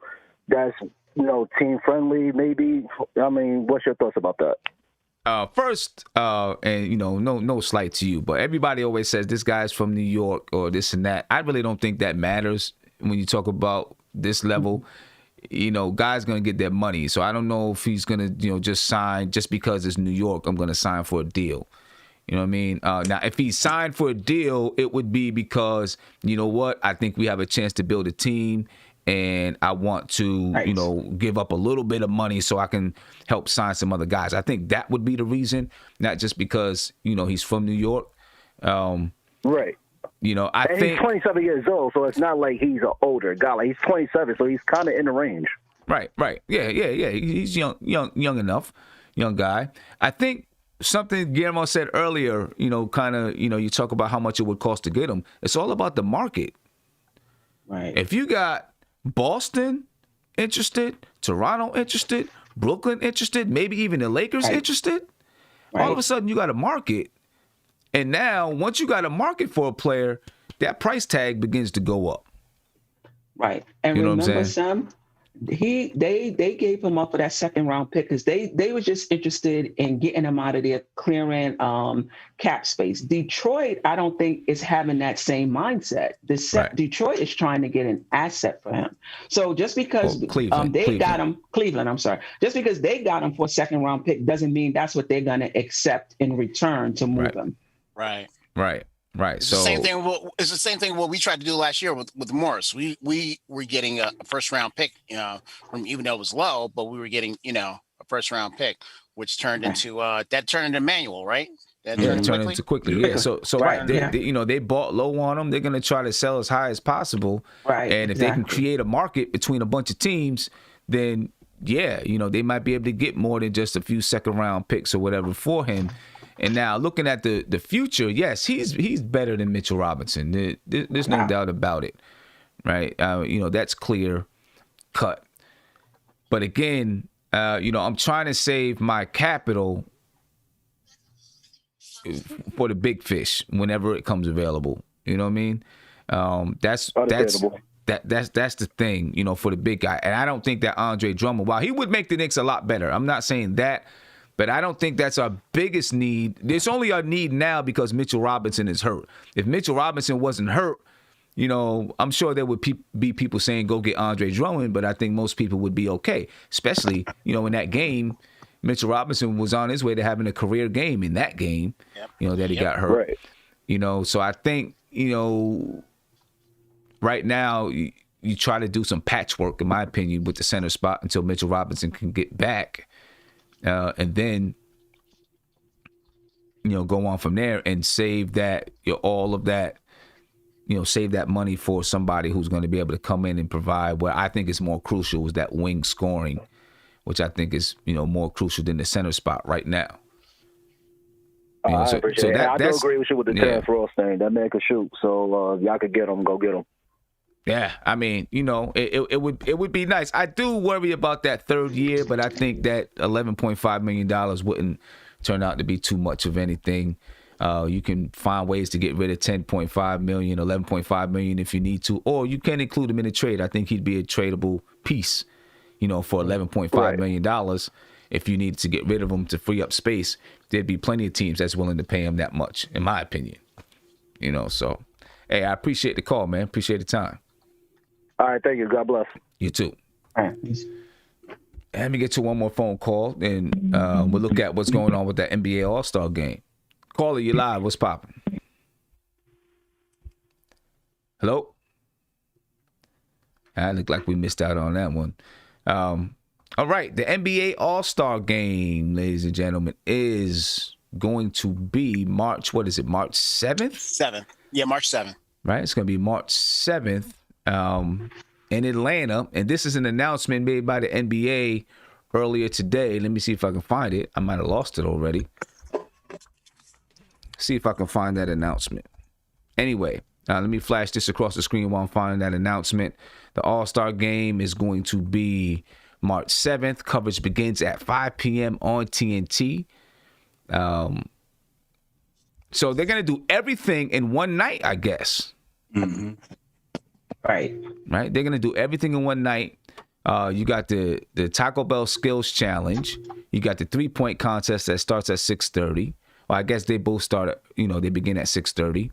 Then you're going to have the All-Star Game. And then at halftime, they're going to do the Slam Dunk Contest, which, how long are they going to have halftime then? I mean, how long, what's that? You know what I'm saying? What's that Slam Dunk Contest going to look like? Because, that's a pretty long halftime. Unless they change the format up, they might not. If not, that I don't think they thought that through. I say, dunk competitions be about an hour long sometimes. Yeah. That's we'll see, but we do have some rules here. I'm going to bring the rules up in just a second, and then we can look at it and see what they say. All right, so here we go. The NBA All-Star Game format. The format in 2021, the NBA All-Star Game will have the same competitive format as the 2020 All-Star Game. 2 NBA All-Star teams will compete to win each quarter for their respective beneficiaries. Each of the first 3 quarters will begin with the score of 0-0 in the last 12 minutes and will last 12 minutes. The winner of each quarter, first, second, and third, will be the team that scores the most points within that quarter. The fourth quarter will be untimed, and the teams will play to a final target score. All right, meaning that the game will end with a made basket or made free throw instead of with the clock running out. Okay, so like they got to score the first team to 35 or whatever. The final target score will be determined by taking the leading team's total cumulative score through 3 quarters and adding 24, the 24 representing Kobe Bryant's jersey number. And the first team to reach or surpass the final target score will win the NBA All-Star Game. So that's what the game is looking like this season. Not too complicated. It's pretty good. You say it's going to be a mess. I think it's going to be a mess. So what was the 20? Man, is this a MTV game? I remember you said what now? I forget the name of it, but what is it? Jock and something. MTV Rock Jock and something. All-Star Game. 4-point baskets. Well, I don't know if there's going to be. Yeah, so basically it's like it was last year. Each quarter has its own score, right? And the winner of that quarter, money gets donated to a charity or whatever, and then finally that in the fourth quarter they'll play to like 35, right? And whoever gets to 35 first. So, whatever the score adds up to be, they'll play to that, and whoever gets there first wins the game. So they probably don't care about the All-Star Game. I'm talking about as far as the halftime show. Them cats don't be putting it all out there anyway. That's why the score be like 150, 175, or 165. But they probably figure like, you know what, them cats just gonna, muck around, just showboat, throwing dunks all in the air. They that way might as well make the whole thing entertainment for one night because of the COVID thing and all the traveling. Just call it that and move on, right. I guess. Yep. Right. Yep. And the NBA and the NBPA are committing more than $2.5 million towards HBCUs and providing support and awareness around equity and access to COVID-19 relief and vaccines. All right, so that's where some of that money from the All-Star Game is going to, that they raised through TV revenue and all that kind of stuff. Didn't they do something last year that made it more interesting? Like, what was the thing they did last year to make it like interesting? Yeah, they're doing the same thing. They're doing the same thing this year. With the way like each quarter, they play the quarter, and the winner of that quarter has their money donated to wherever, and then the next quarter is 0-0. So quarters 1, 2, and 3 start at 0. And then the fourth quarter plays to like 35 or whatever it is. So basically they're doing the fourth quarter is 24 for Kobe Bryant plus some other calculation, and then that's what the winner is whoever scores that number first. So and they're doing, but I'm still interested to see how they're gonna do the slam dunk contest at halftime. Yeah, that sounds weird. Because I mean, halftime for an hour. And then they come back and play the second half. I don't know about that one. Yeah. So, that's gonna be. I don't know why they didn't just start it earlier. Mm-hmm. You know what I'm saying? Because it's so looking at it again.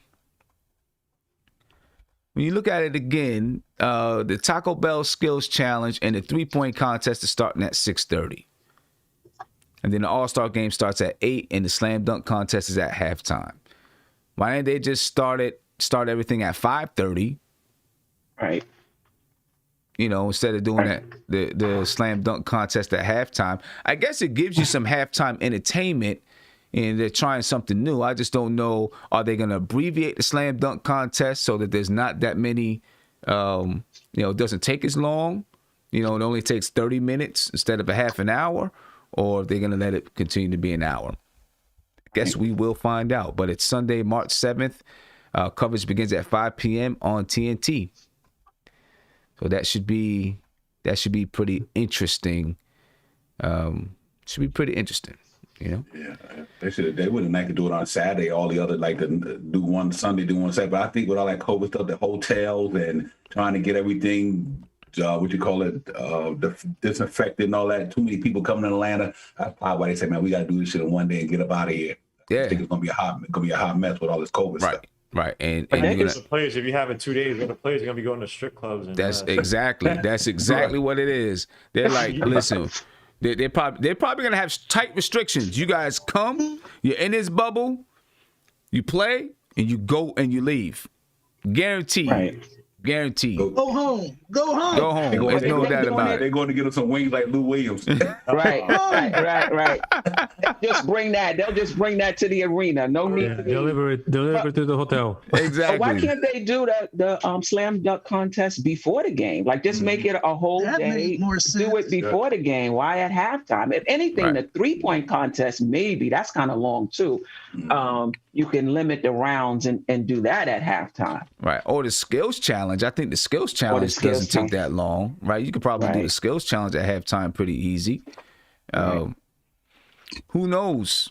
But honestly, the dunk contest doesn't do anything for me anymore. I'm more interested in that 3-point contest. I think that's the most competitive one, and then the skills one. Aaron Gordon one wasn't bad. Aaron Gordon versus Zach LaVine one. That was probably the last. That was probably the last one.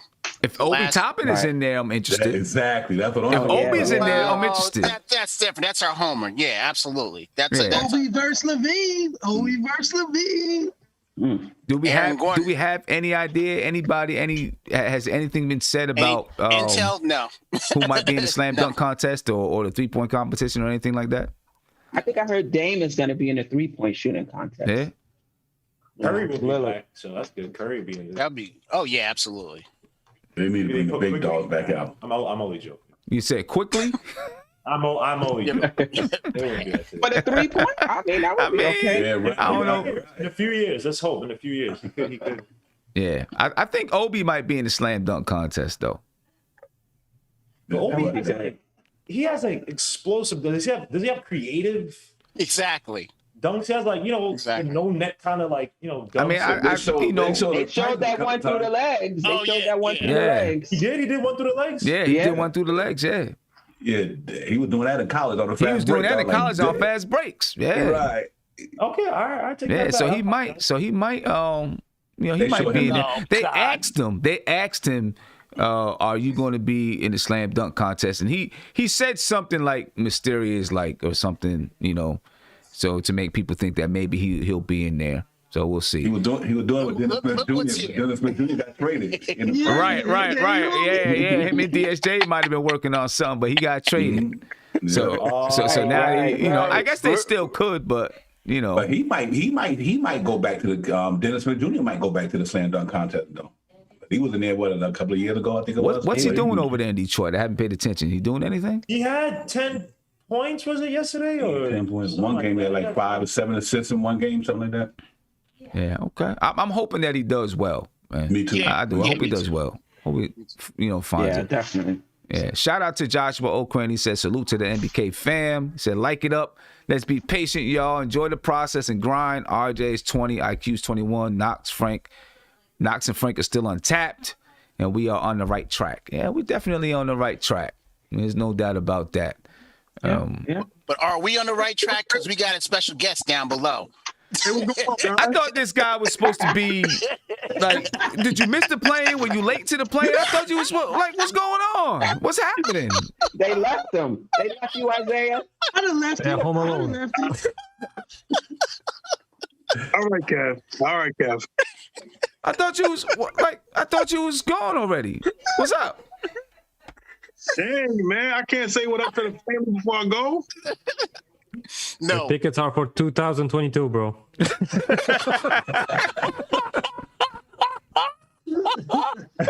Ninja Andy. All right, Kev. All right. So first of all, my flight is at 7 a.m. Your flight is at what? 7 a.m. Oh man, you might as well just go. You might as well just go. Just go sleep at the airport, bro. Just go spend the night at the airport. Do that. They said, what I said, y'all? I was like, I'm gonna be good. Look, Gammo. We were supposed to be getting up 8 o'clock. 8 o'clock, so we can go do what we was gonna do on the basketball court, help, put the lines on the court and this and that. Right? He's like, yeah, no, I wake up at 6 o'clock every morning. I'm good. I'm gonna be up. Man, no. I get out there. He was sleeping in the studio. And I'm like, Isaiah, I thought you was up. Right?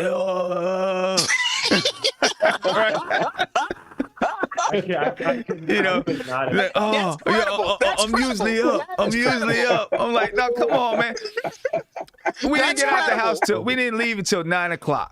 Oh my! We didn't get out till 9 o'clock, man. Of course. Hey, listen, man, we still got them courts though, man. Shout out to everybody when we did that, man. But I had to get. Listen, man, I had to get the first couple. Come on now. That's smooth.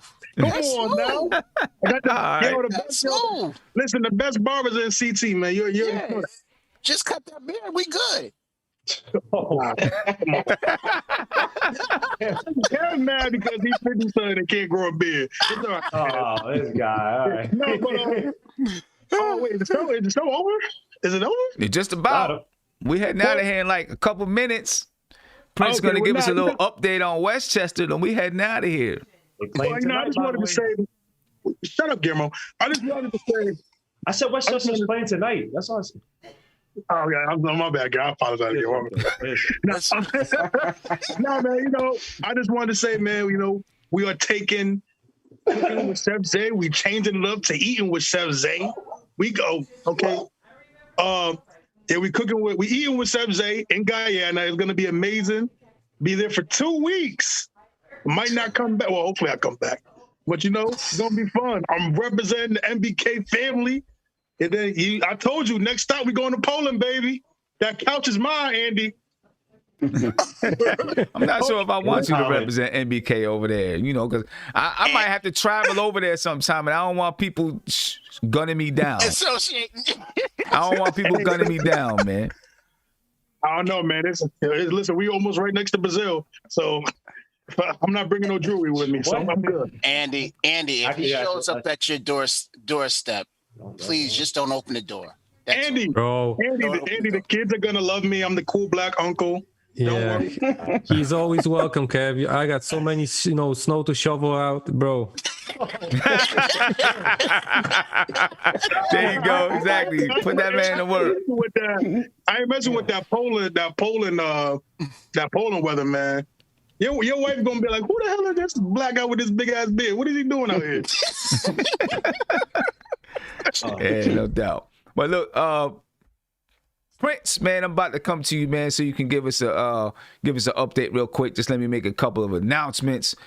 Ladies and gentlemen, please remember, get the NBK app on Wix, and I did forget to put it in the chat. I'm going to put it in the chat right now so you can get that NBK app on Wix. As soon as you get that app, make sure you're following it so you can be entered into a contest to win an Obi Toppin rookie card. We have 2 of them available, 2 Obi Toppin rookie cards available in this particular contest. All right? And once we get up to 500 followers on the app, we're going to pick the winners of the contest. Then I got 2 more rookie cards. It's going to be in another contest. As soon as I get to 15,000 subscribers, we'll be giving away 2 more Obi Toppin rookie cards. So make sure that you subscribe to the channel. If you're not subscribed, subscribe right now.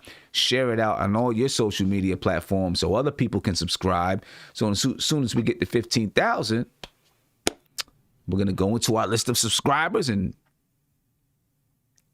randomly choose out 2 winners. All right? So make sure that you get that done, ladies and gentlemen. Let me come to my man, Prince. He's going to talk to us about the Westchester Knicks, what's going on now. They play tonight, so on and so forth. Prince, it's on you, brother. Hey, man, the Westchester Knicks tonight, they play against the G League Ignite team. That is one of the premier games. I know a lot of people probably been following the G League Ignite because, again, that's the team with all of the 18-year-old kids that left high school last year, skipped college, and want to go straight to the NBA.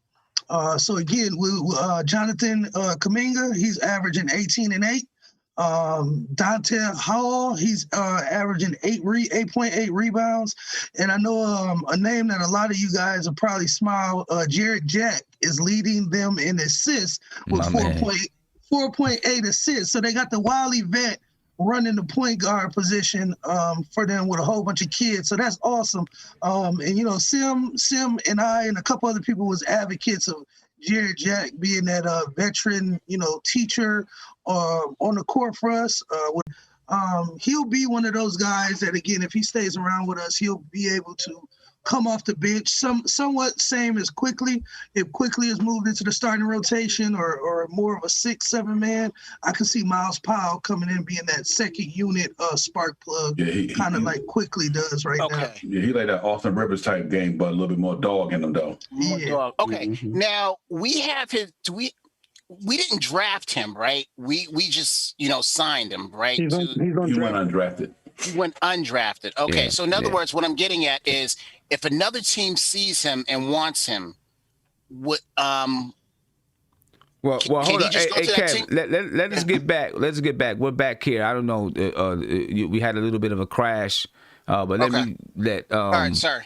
Prince get back to the update. You might want to just start that update over, Prince. Okay. All right. You know what I'm saying? It's your boy Prince with the Westchester Knicks affiliates, man. Tonight we play in the G League Ignite. That is driven by the great Jonathan Kuminga and Jalen Green. They are stewarded at the point guard by the Wiley veteran Jared Jack, who's averaging 4.8 assists. Kuminga is the highest scoring player on their team, averaging 18.8. The kid is a freak of nature, still raw, super raw, but again, the guy can hoop. But again, I don't believe any of these guys will be on the Knicks. I hate to say it. I don't think we're going to fall in the top 10 of the lottery this year. So as much as I hate to say it, I don't think any of these guys will be on our team, but it'd be a good wishful thinking. I still want to see the game. I want to check some of these young guys out because I haven't seen them against NBA competition. But again, I'm looking forward to watching this game tonight against our Westchester Knicks. Iggy scoring 24 a game for us. My boy Shih Tzu is averaging 11.4, and it's funny because he's a forward, undersized forward, and for him to average 11.4 rebounds, he's a hound for the ball. Jared Harper is our leading assist leader with seven assists a game. Hopefully we get him back. I haven't checked the injury report. I don't even know if Westchester has an injury report, but I'll do my research. But again, we definitely need him back if we're going to somehow pull this game out. Yeah. And like you said earlier, Ignite, they got Jack on the squad. And one of my friends, he went to school with Jack. And I was talking to him, and I was like, yo, what's up? Does he want to coach? He was like, nah, he don't want to coach. He said he don't want to coach at all. He wants nothing to do with coaching. Because I was like, yo, he would have been lovely to come back to Knicks as maybe a point, to help point guards, even if not playing as a coach. But he said, nah, he don't want to coach. He's still trying to hoop. And so when I seen that he signed with the Ignite, I was like, yeah, okay, makes sense. He just, he don't want to coach. So, big shout out to Jack. I know I seen a game or two ago when I think that first game that they played, he put up some numbers. Oh, man, still can hoop. Oh, man, still can hoop, man. Still can hoop. Well, Prince, I appreciate it. You guys see the picture I got on the screen. I'm gonna keep at you, man. You see Julius Randle was saying, "Go get me, Terrence Ross." I'm gonna keep at it. I'm gonna keep putting it out there, man. That's just is what it is. But let me get back to the group here as we give our final thoughts for the evening, or for the day, for the afternoon, whatever it is. And yeah. Prince, well, actually, Divine, I'll start with you, man. Just give me your final thoughts. Okay, let me get one funny plug in there, because I'm the comedian. Frank would have been again with Jared Jack. Frank would have been again. Frank would have been like, damn, what's the damn going on? Man, you know what, man? We got a good 3 days of practice coming up, man, and I hope we can get back to our winning ways. Like I said, man, but overall, man, we having a good season so far, man. I know one game got us all feeling a little down and out, man, but I still think we on the come up, man. I still think we gonna progress. I think we can go into this winning to go home and get back on the street, man. It is one of them fluke games that happens in the NBA because everybody gets to win a down or everything. But like I said, I think we're gonna be fine, man. We just got to keep that Knick energy up, keep the same spirit up, and don't let one game to take a good season away by one game. And now we think like the Knicks ain't trash. That ain't the case. We just had a bad game last night. But I'm still super excited, man. Hopefully, by Sunday, and we go in there and do what we got to do and get back on a little winning streak and get us to 500 and keep the ball rolling, man. But good show as always. Salute to the panel and everybody. And I'll see the brothers on the next one, man. Right, Andy. You got a couple last words for us, Andy? Yeah, I was mad about yesterday's game, bro. I couldn't fall asleep, and I was 4 a.m. here. I was like, damn. But I got calmed down a little bit after this show. But still, I'm gonna have a, how do we call it, magnifying glass on IQ now. That's of course is gonna be my target. He's gonna be my target now. Uh-oh. Josh and RJ, Andy and IQ. Yeah, I'm gonna get on IQ. So just everybody pick a guy. Yeah, too bad. It's the next game is Sunday because we're probably might sneak in a show, right? Somewhere between Sim. Yeah. I think I'm gonna try to get a coach's corner in between now and Sunday. I'll probably do another shoot around, get a coach's corner in, and then we'll be back ready for the game. So yeah. Cool. So see you on the next show, and if not, then see you guys Sunday. All right, Steph. Yeah, I'm not too down over yesterday. And as Andy said, this panel is almost like therapy after games like that. I do think that, and hopefully Tibbs is talking to them about their approach. Like, you just can't get too high. You won 3 games in a row. We're close to, 500. You got to come out with the same energy each and every game. And we could talk about Tibbs and why he was double teaming and what have you, but our defense just didn't look good at all. So hopefully they're talking about that, and hopefully Sunday, we back on track, and just to keep our expectations tempered, I do think that we're getting a lot out of this team. We're getting a lot out of this team, and so right. And let's see where it goes. And just a quick question: how if we're overachieving and we're getting a lot out of, we're squeezing, if we're actually squeezing juice out of a rock, when is the rock say, I ain't giving no more juice? You know what I'm saying? And we hit that point where maybe they can't just, I think they we're just at don't that have point that right fortitude. now, Sam. I think we're at that point right now in the sense that we're a 500 team. I think we're getting as much as we can get out of this team. I think we're a 500 team. I think there's going to be, we're learning how to be consistent.